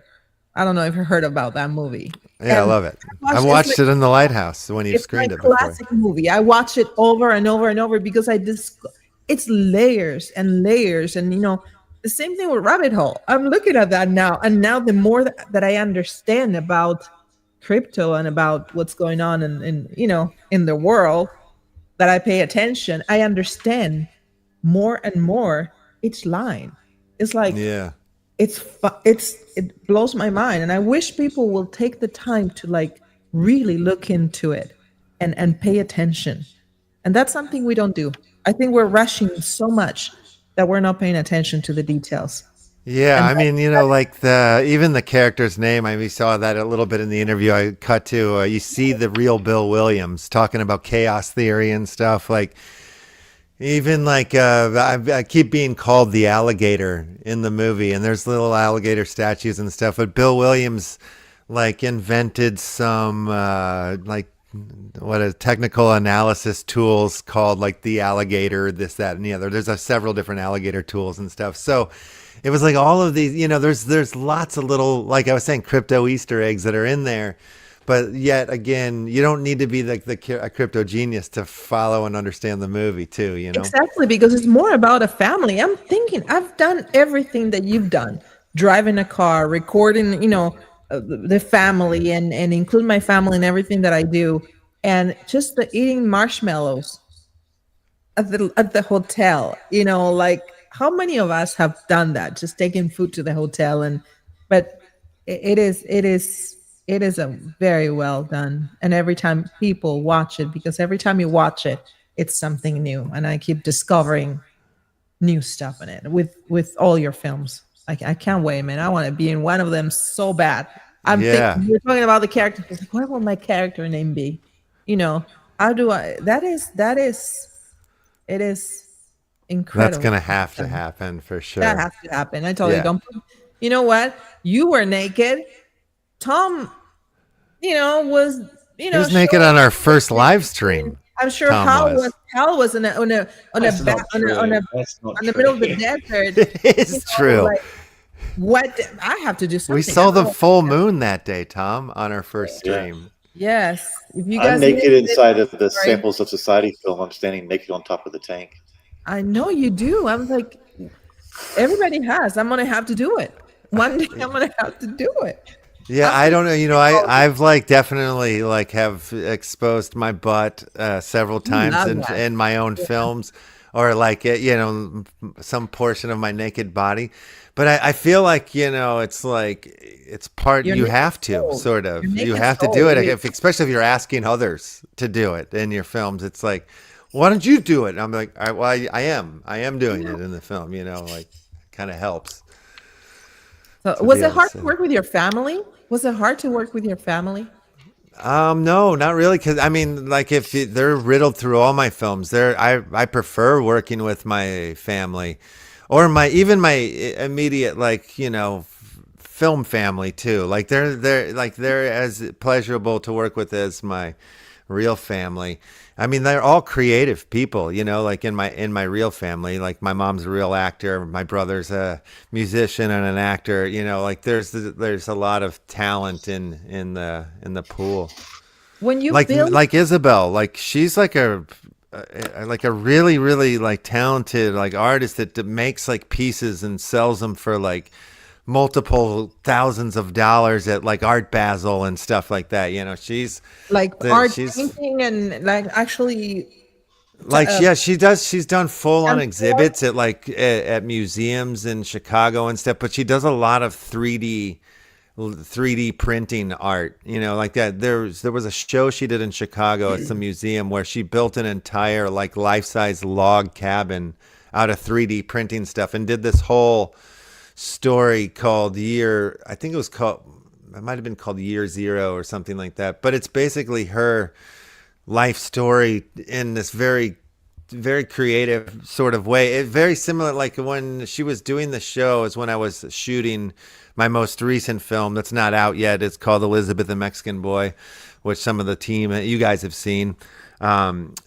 And so it's very parallel. Like it was this very interesting, weird sort of backstory about where her origin story, if you will, which kind of Elizabeth and Mexican Boy kind of is a little bit of an origin story in some ways for me. I have a question for you, Brian. What comes first? You know, when you are in the creative stage, does the character come first or does the storyline come first? Well, it's different in every time, you know, or it can be different things. With Rabbit Hole, it was like, we're going on a trip to Chicago for Christmas, and then we're going to go to Vegas for New Year's. Like those were done. Well, actually, no, I knew I was going to Chicago for Christmas, and then I orchestrated Vegas. My brother and his family were probably going to go, but they weren't sure. And then I was like, well, you guys go. You guys will all be in the movie.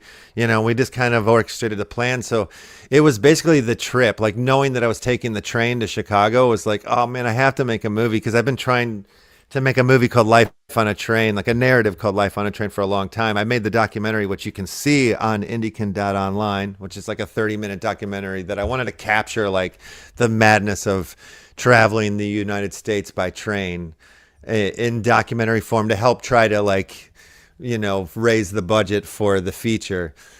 So the opportunity to shoot actual like narrative like scenes on the train, I was like, okay, here's my chance to like do it on a moving train. Cause I always thought like if I ever shot Life on a Train, it'd be much more controlled, a bigger budget type thing, not like so much Renegade, you know, maybe it'd probably be like a train car on a studio lot with green screen out the window or something like that, you know, but I'm like, let's see what it's like to try to shoot scenes on the train.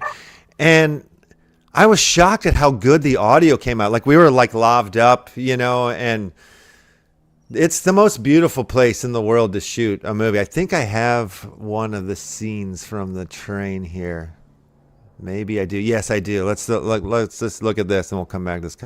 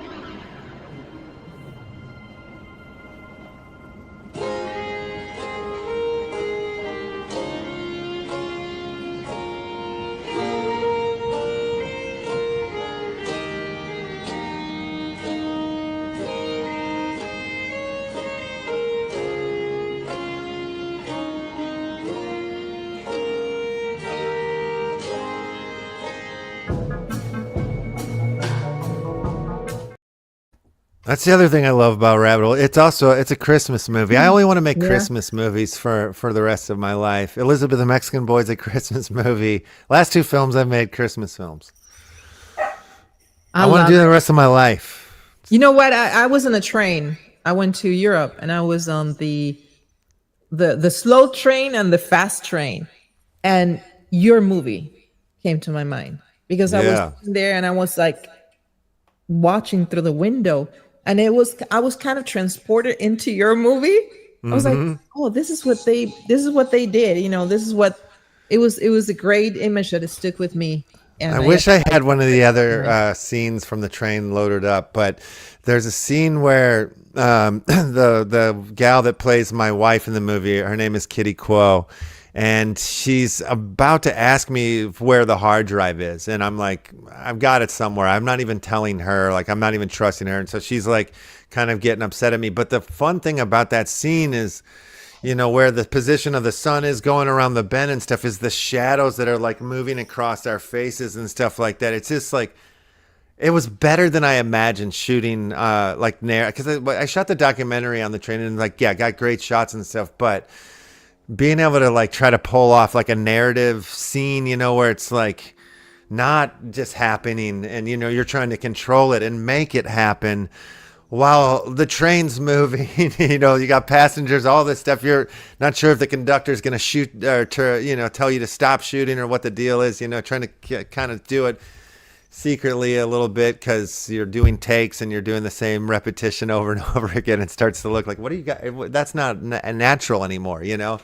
So you're trying to avoid all of that and you just don't know. Like, it's just, I'm just plugging in sound and I'm the one shooting the movie while I'm also in it. Right. You know, so nobody's behind the camera. You were shooting yourself. Yeah, and so like, you hit a bump, the camera would fall over. I'd have to reach over and try to grab the tripod before it fall. So the train's moving around, you know. So, but for it to come out and like those scenes are some of my favorite scenes in the movie, you know. And I was like, oh man, maybe I could do Life on a Train in a much more renegade style, like over time, you know, like because that movie's like kind of 5 short stories that sort of thematically come together. So you could like cast it and crew up for a train ride from like LA to New York. That's almost like a week and just shoot the scenes and whatever. Everybody gets off, fly back to your homes or whatever. And then like months later, shoot the next story, cast and crew up for that, you know? So there's a way now I'm starting to see it after doing this and like get on it. I'm like, you could do this in like an indie low budget sort of guerrilla style. You just need a budget to pay all the actors and the crew, and that's one of the biggest challenges, right? That a creator encounters the budget because everything takes money. You know, we can do as much as we can as filmmakers, but what is the most important thing besides the creative part, besides having a great writer, a great storyline? What is the most challenging thing for a filmmaker, independent filmmaker? Well, it can be different on it depends on the film and what the deal is, you know, like my first film for the rabbit hole, what was the most challenging thing? the schedule, like trying to make a movie over the holidays is quite selfish and sort of ridiculous, you know, because everybody's trying to enjoy their time, but you're the one going, hey, okay, so can we shoot this scene now and whatever, you know, you're trying to put everybody to work while, and you know, like shooting the scenes on in Vegas on New Year's Eve was like the way Emmett was saying it, my brother was saying it in the doc, you know, the interviews there.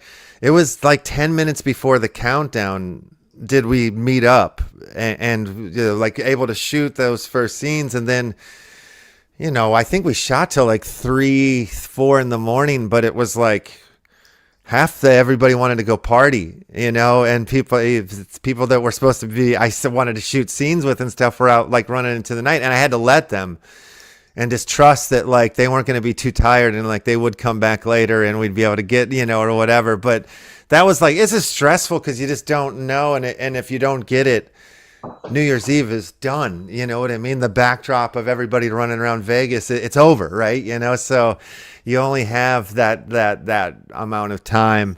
But so, yeah, I felt very selfish kind of the whole way through, like early on, like when my brother was saying he couldn't do it and my niece stepped in, when Isabel stepped in, like at that point, I was like, already feeling like I was asking too much of my family and some of my friends at that point, at that time of the year too, you know. So I would say that was the most difficult part of that one for sure.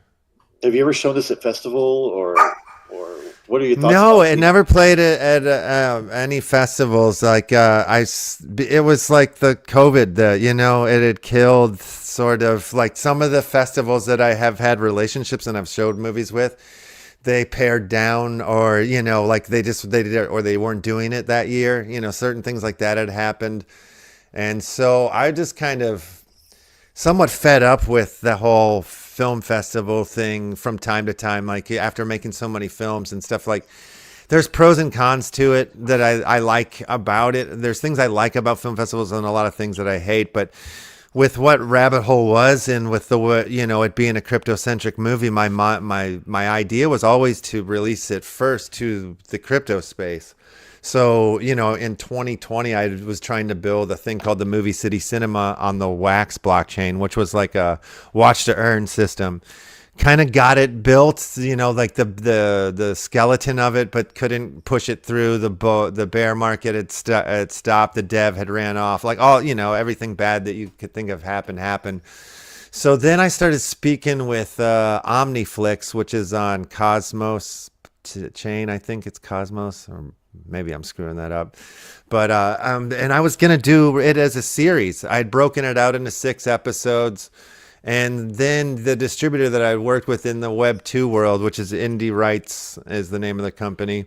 I put out a bunch of my films with them. I met with them and they were like, series just don't work right now. Like, you know, it's too new or whatever. Usually what happens, the first episode gets tons of views and then it just like trickles down on the other one. So the whole story doesn't get seen at times on this level.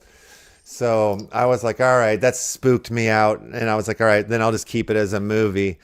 And right around that time, that's when Upland, the metaverse, had come to me and offered me their first like trial, 2D metaverse movie theater space or whatever. And so I was like, okay, like, why don't we just do the screening, the first premiere screening of Rabbit Hole there in that metaverse theater. And we had like over 500 people come through. 80 people stayed, watched the whole film, and that was like, you know, more than some film festival audiences that I had in the past for other films. So I felt like that was like a really huge success of a metaverse screening. As far as any of the things like that, events I'd been to, metaversey kind of crypto film events, that was the biggest audience I'd been a part of for sure, and it was for Rabbit Hole. So I thought it was really cool.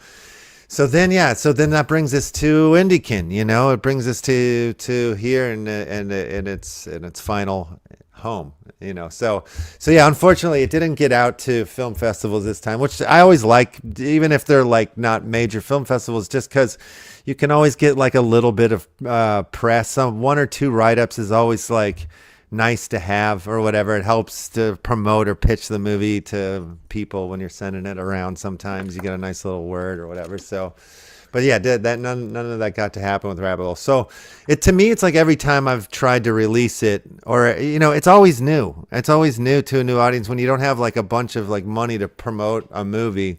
It's continuously new, to each audience, each like corner of the world that you get to expose it to a little bit.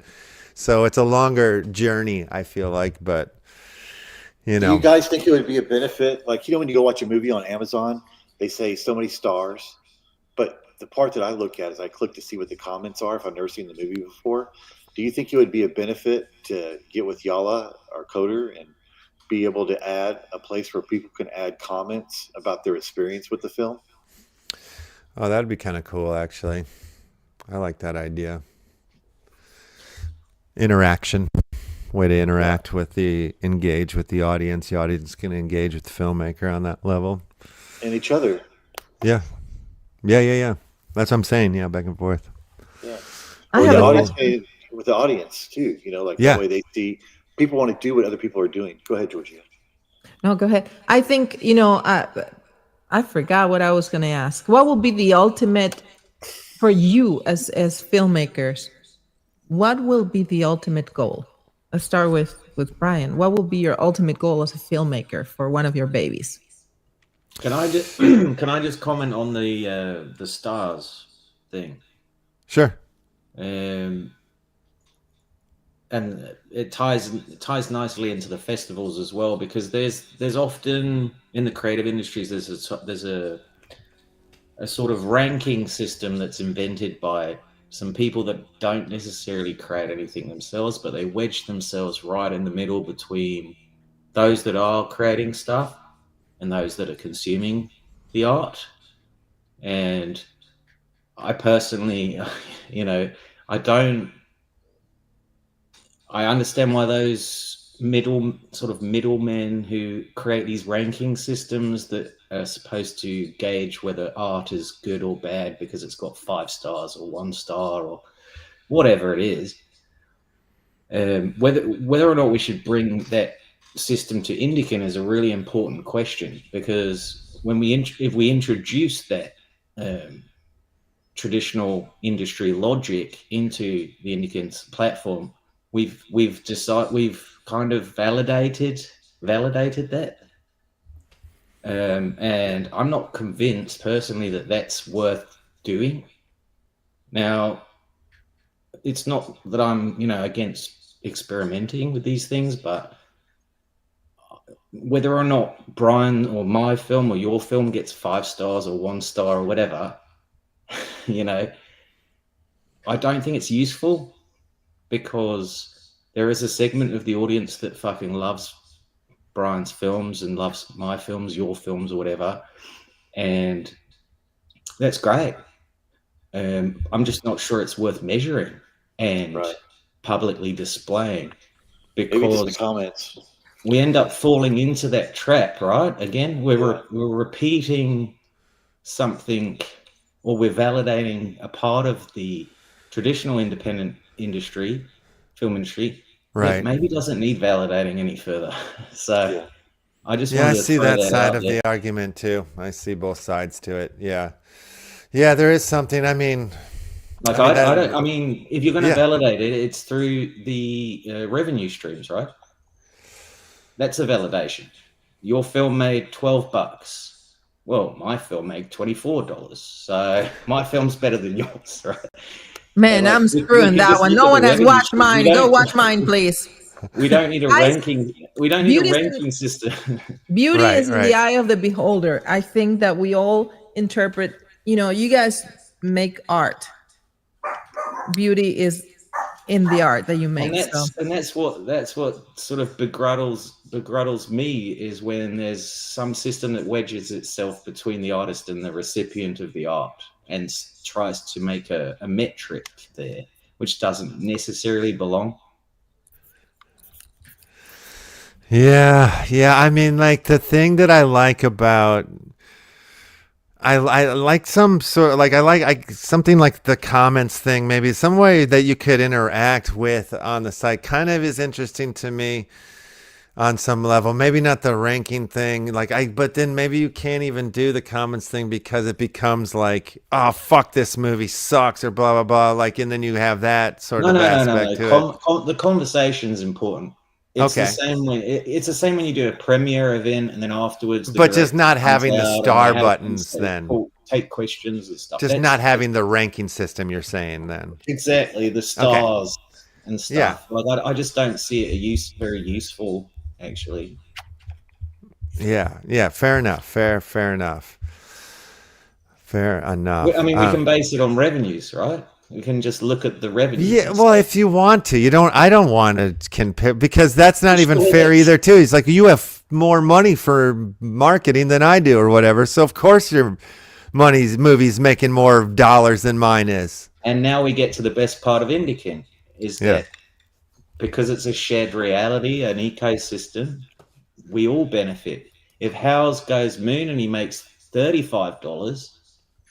We're all in this together, right? We're happy days. It's not him versus. It's not one film versus another for a star ranking system. It's like, fucking hell, How's just put $35 in the ecosystem. What a legend, you know? Yes. No, I mean, like, there's a movie that I made. We're all playing on the same field. Yeah, there's a movie that I made called Window Liquor that I'm making a sequel to right now.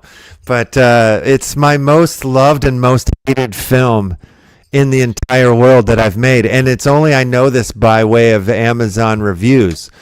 And it's like, it's their split. It's either like I am David Lynch genius or this is the biggest piece of trash. This guy doesn't know what he's doing. Don't watch this garbage crap movie, like it's one or the other. And I knew when I made this movie that this would be the outcome. Like, I knew that this is how it would go. But it is kind of like strange, you know what I mean? Like to go look at how cruel people can be to a stranger who's made a film. I don't think it's useful at all, to be honest. They're just random people on the internet, right? Right. Who gives a fuck what they think? I give a fuck what you guys think.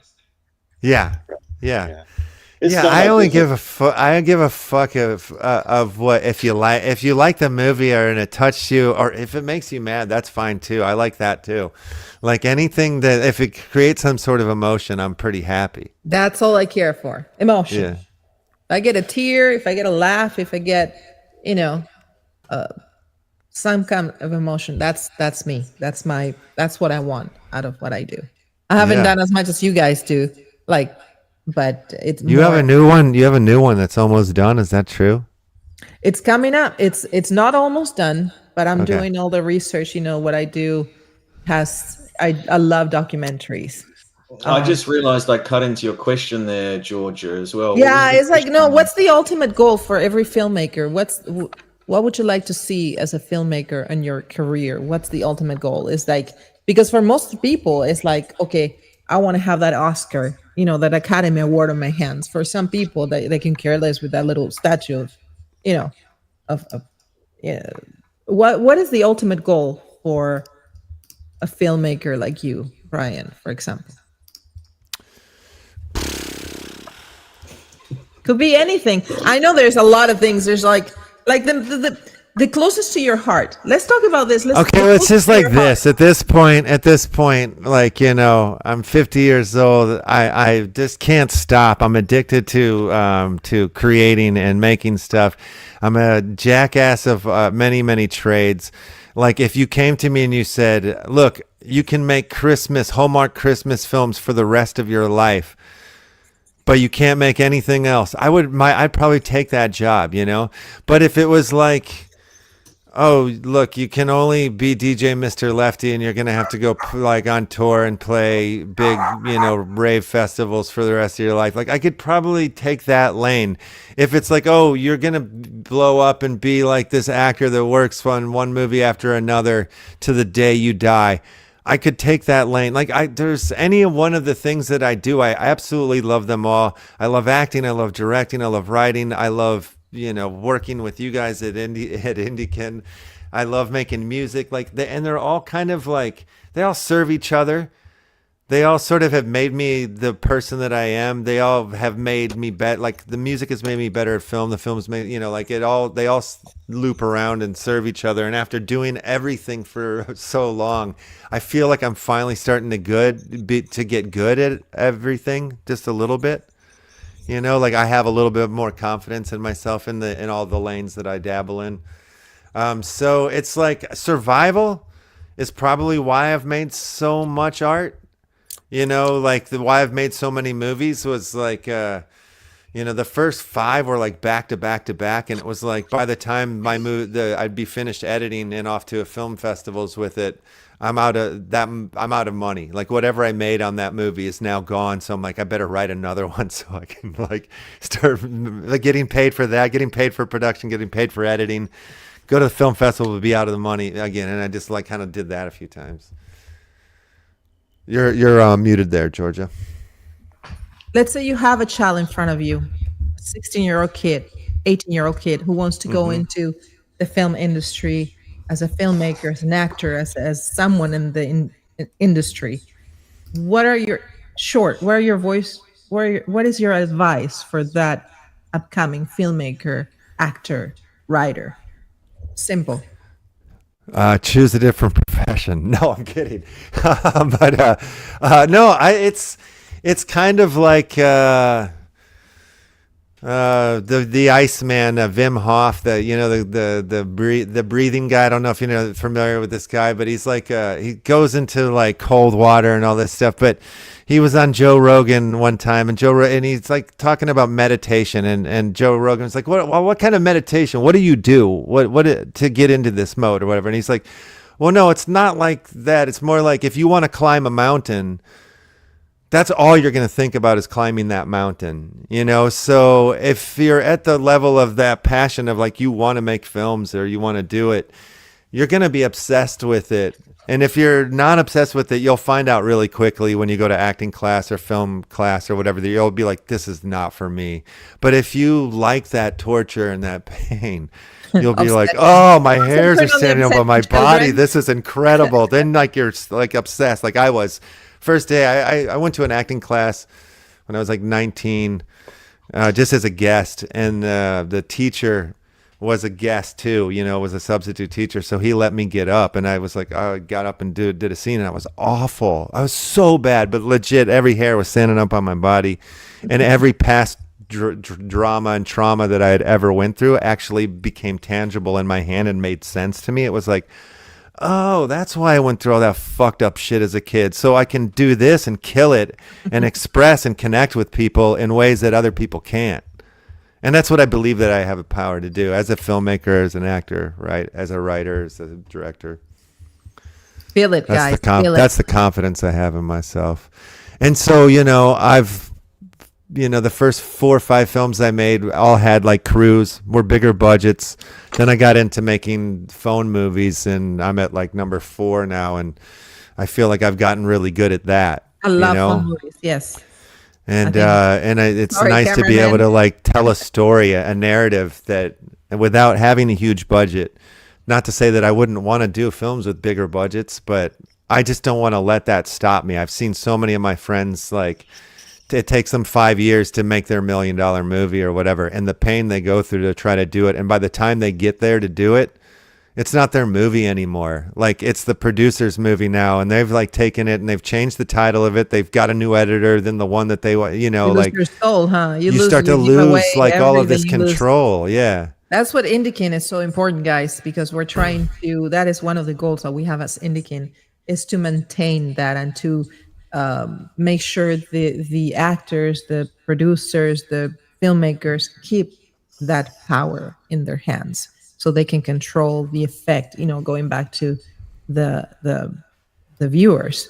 So Hal, how about you? I know we're talking about you, but I think it's very important. I want to hear this. We've been talking about me for 2 hours straight. And what is 2 things? What is your ultimate goal as a filmmaker? And what would you tell someone who wants to go into the career that you chose? Okay, on the ultimate goal, Brian gave a lot of my answers, but personally, just so my daughter would be proud. of what I've done. Whenever Brian was saying at 50, he's I'm gonna resigned cry. to it. He keeps making movies because he said he's well, for me, I feel like I'm getting served. There's a guy who makes movies named Werner Herzog, and he lives in L.A. He claims he's got a couple pairs of shoes, a couple suits, but he likes to walk around and bump into the people that live out there where you guys are, because he says the people are real out there, and you get to see every piece of human specimen, and that's where he learns about himself, and it's where I've been able to heal from some stuff, being able to see my experiences and some other people, and I feel like I'm getting served whenever I put myself as a conduit.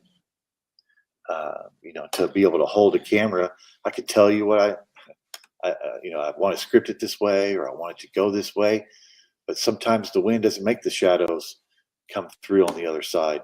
Sometimes the sound doesn't work, and you end up, when it does, it's after New Year's, and then you end up getting some other dialogue, and then you're like, oh well, now we're following the har or the smoke around the corner, and then when you get there, there's a little leprechaun with a bucket of gold for you. And so just being open and getting served by being getting to experience the power of serving others too, by being myself. I don't have to be somebody for the guy in the corner office who has his boots on the desk. When you're dealing with me, I got my heart on my sleeve, and this is what's happening. And but my ultimate goal is to be able to work with younger filmmakers. That doesn't mean by age. I think that we've heard these stories before. The first movie that Samuel Jackson did, the first movie that Morgan Freeman did, the first movie that several other people did were as old as we are now. And look at them today. So any age, I want to encourage, just like you when you're making your first movie. So I think that it's available for you to have a richer life experience. Sometimes when you're dealing with the big studios, you have to write a script, you have to give it to a studio, you got budgets, you got all this stuff. You have other experiences where by the time it makes it to the theater, you've evolved, and that story is dead. So with Indikin, there's a faster track to be able to have the community involved. Today we were talking to some people earlier before the meeting, and there's some people that are wanting to be a part of the team. They're like, hey, I had an idea. Hey, I've got a logo. Hey, I've got something else. And the vision becomes our vision that continues to take shape. I'm looking forward to the sequel to Window Licker that Brian has, because he says he's got some character for me. And I want to be able to invite everybody here to the new studio that we have in Dallas, so we can all sit around and make a movie about having lunch or whatever, And I think that's very, very, very important that we show this is, we here are movie guys. We are a storyline. So I think that's so important. We're part of Indikin. We're building as we go, and we want to share that with you, with all of you. So thank you, Hal. Thank you, Tom. Do you have an answer? You want to keep? You want to say something else? What was the question? I had two questions. So what was your ultimate goal as a filmmaker? And what would you say to someone, a young person trying to get into films? Ultimate goal as a filmmaker, I mean, I do documentaries, so I'm doing exploration, right? So just sort of reportage or trying to get a gauge on things, certain things, is why I make films. What would I say to a young person? I'd say find a mentor, find somebody that will take you under their wing and look after you and shepherd you through the madness that is independent cinema. Because if you don't have that, you're probably going to lose your shit.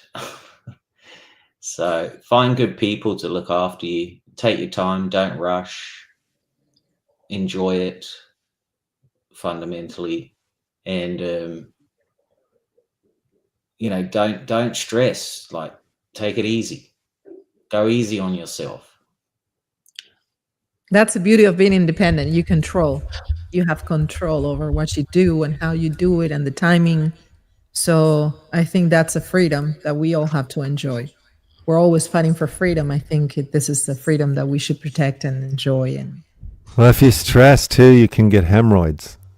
So that's not good. That's and true. your hair can go grey as well. I think I'm already starting to go You can grey. get wrinkles Yeah. too. You know.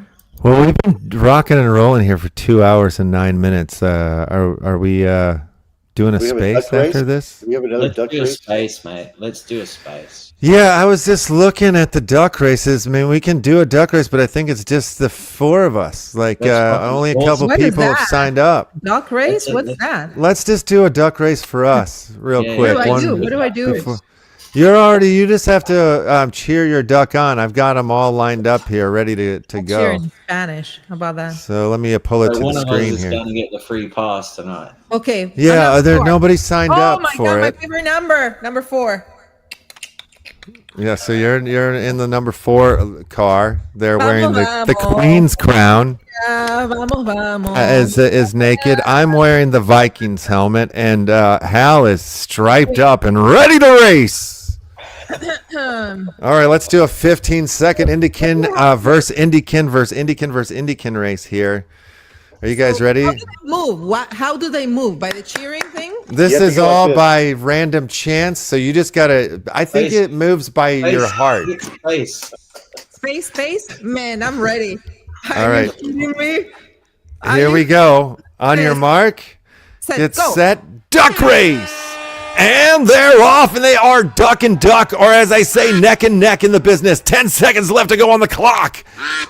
It's hard to tell who's winning, but Mr. Lefty and Hal are neck to neck. Whoa, Tom coming from the back of the pack. Looks like Tom's going to cross the line first. And yes, Tom, congratulations. You are a victor. No, I want an instant replay, please. Instant replay. We'd have to back up like the YouTube stream to get the instant replay on it. There's no way. I Got the space bar, fellas. I was the fastest spacebar button pressing in the world. Are you kidding me? I tried Do you hear the duck quacking? Do you hear Tom still quacking? I know what to do. I know how to use my finger better than you guys. Sorry. Oh, that was fun. I love Man. duck racing. Oh, So we'll have to. I mean, this is tough because most of our audience is watching on X, and you can't But I tried to share the linky to sign up for free passes here. Duck racing is a good way to give away free passes if you can get to. You just got to go to the YouTube to grab the thing. But we should do it next. I want to do time. it. And I want to do a full stream about Yeah, we'll try it next time. We'll try it again next time. Saturday of the races. The lighthouse is going to become a racetrack, a duck racetrack, and we're Seriously? going to. Yeah, sure. Sick. Absolutely. Only all right. duck racing at the lighthouse. You can do all sorts of. There's all sorts. We'll talk about it. We'll get into the races later. Amazing. And I want to thank you guys for joining me to talk about Rabbit Hole. All 361,000 of you, 487 of you guys who tuned in tonight, and of course the team here at Indikin. It's been awesome doing this with you guys. Next time, make sure you stream and also in my channel too.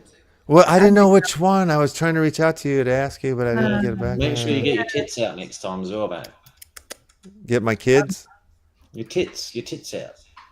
My tits out or Not his? your tits. Brian's tits. Oh, okay. Oh. I was like, Is hey, that don't- an Australian jargon or term? What does that mean? You mean just take All my it nipples means out? You can go from 200 views to 300 views very fast. Well, we can do like take a piece of clothing and make people vote. If it goes to 100, then they can choose one and they take like a street poker. But The algorithm, it's the algorithm. stream. It prefers it. It prefers something it, like that. Yeah. Man, I just I want can to do shout out the Badger, the BG Badgers in the house. My brother Fading Armageddon's here. Love it, love it. Terry Thank you guys Wists, thanks for support. joining us. He's here. You have a lot Who of else? fans, Brian. Look at that. Everybody's here for you, Brian, today. Michael, he's saying some. I was reading some of your comments about me there in the. I don't know what you guys are talking about over there. Somebody thinks I'm a doctor. Rock. I'll take that. Been having a bit of banter there on. Yeah, I love it. I'm loving it. All right, so I'm going to take us out with that piece that we started the show with, the little Indikin rabbit hole, little notebook thing. That'll end us out. And so, one of you guys going to start up an X space? Is that the deal? Are we I'm going to doing the that? dentist. You're going to the Yeah, dentist. yeah. Nice. I'm going to the dentist. See you on X, mate. I can fire it up if you want. It's up to you guys. I didn't. That's the deal. Yeah, that's what's happening. It's like a after party show or. All right, I'll be green there. room, like green room thing, right? I'll be there. All right. Peace out. Peace out, everybody. Have a good day. Today, we are going down a rabbit hole, literally. We're looking at this really strange, kind of chaotic indie film that, believe it or not, opens up a massive story about crypto, creativity, and what could be the future of how movies get made. Let's jump in. So this is the line that kicks the whole thing off. The movie we're talking about is called Rabbit Hole, and right from the jump, it just throws you into this world of high-stakes, paranoid financial warfare. It really sets the perfect tone for, well, everything that's about to happen. And this line from the trailer, that's basically our invitation to follow along. So yeah, let's take their advice. Let's go down the hole, because this story has a few different layers we need to peel back. Okay, so our first stop is the movie itself. It's this super surreal, crypto-fueled road trip that honestly feels like it was ripped straight out of the deepest, darkest corners of some internet forum. The plot is just a wild ride. You've got our hero, Bill Williams, who's lost his job, his house. He's about to lose it all. So he takes this super shady delivery job. Get a mysterious hard drive to Chicago by Christmas night. Simple, right? No. That mission spirals into this bizarre conspiracy with cartels, government spies, and this crazy plan to reset the entire global economy. You know, the filmmaker himself, Brian McGuire, has the absolute perfect description for it. He calls it the middle child of The Big Lebowski and Darren Aronofsky's Pie. And that just nails the vibe, doesn't it? You've got this rambling, down-on-his-luck guy caught in a mind-bending, super high-tech conspiracy. But, you know, the story behind the camera is just as fascinating as the one on screen. This is where we peel back that first layer and really look at how this movie even came to be. So the driving force behind all this is Brian McGuire. He's a veteran indie filmmaker, and on this project, he wore pretty much every hat you can imagine. Writing, directing, producing, and even starring as the main character, Bill Williams. And the film's journey to get here was long and, frankly, super scrappy. It was shot on an iPhone right before the pandemic hit. Then, during lockdown, as he was editing, the real world started to get weirdly similar to the movie's plot. McGuire tried releasing it on different blockchains, kind of experimenting with Web3 platforms, before it finally found its permanent home on Pulse Chain. And this quote right here, it gets to the heart of the whole thing. McGuire basically says that his character, Bill Williams, represents all of us who jumped into crypto, completely bewildered but, you know, hoping for the best. It's that shared feeling of confusion and discovery that really fuels this entire project. Now, the film's journey didn't just end when it found a home. No, it became the foundation for something way, way bigger. And that brings us to the platform it landed on, a project called Indikin. So what is Indikin? Well, think of it as an entire creative ecosystem built on the Pulse Chain blockchain. It's not just another streaming service, though it does have one called Indiflix. It's a whole suite of tools designed from the ground up for filmmakers and other creators. And here's what's so fascinating. Brian McGuire, the director of Rabbit Hole, he's also a co-founder of the very platform where his movie now lives. So he wasn't just looking for a distributor, he was out there building a new one from scratch. And he's not doing it alone. The team is this incredible mix of people. Filmmakers, sure, but also crypto ethnographers, brand strategists, and full-stack developers. It's really the perfect blend of that old-school creative grit and new-school blockchain tech. So why? Why go to all this trouble? Why build an entire platform from the ground up? This, my friends, is the final and most important layer, the vision, to build a completely new economy for creators. The goal here is, well, it's nothing short of revolutionary. Their stated vision is to destroy the studio systems that they believe are totally broken. They want to use the blockchain to build a sustainable model where creators, audiences, and investors all get to benefit directly, cutting out all those traditional gatekeepers. Okay, so how does that actually work for you, the viewer? It's pretty straightforward. You find a filmmaker you like on the platform, then you can support them directly by buying their unique filmmaker token. Think of it almost like buying a share of stock in that creator's career. It's not just a donation, it makes you an investor in their creative world, letting you share in their future success. The whole system is powered by a core token, which is of course named $Indikin. This is the financial engine that makes all the transactions and all the economic activity on the platform actually happen. And there are real direct benefits for holding it. For example, anyone holding the Indikin token gets a 1% back in PLSX rewards. That's another token on the Pulse Chain network, on all swaps and transfers. So it's a tangible reward just for participating in this new economy. All right, let's zoom out. What does this one weird movie and this one niche platform really tell us about the bigger picture? What could all of this mean for the future of film? This quote from McGuire really says it all. It captures that frustration so many of us feel. He's arguing that mainstream movies have just gotten stale, and that the time is absolutely right for a new wave of independent cinema, one that's powered by new technology. This one really drives home the potential, doesn't it? For a creator like McGuire, these aren't just empty buzzwords. He sees blockchain and the metaverse not as some gimmick, but as a powerful set of tools that could have completely changed his career right from the very beginning. And that brings us to the big question, right? Is this just a one-off experiment, or are we getting a little glimpse into the future? The story of Rabbit Hole and Indikin isn't really just about one movie. It's a proof of concept. It's a model for a world where creators don't have to ask for permission. They can just build their own systems, fund their own projects, and connect directly with their audience. And it leaves us with a really fascinating question to think about.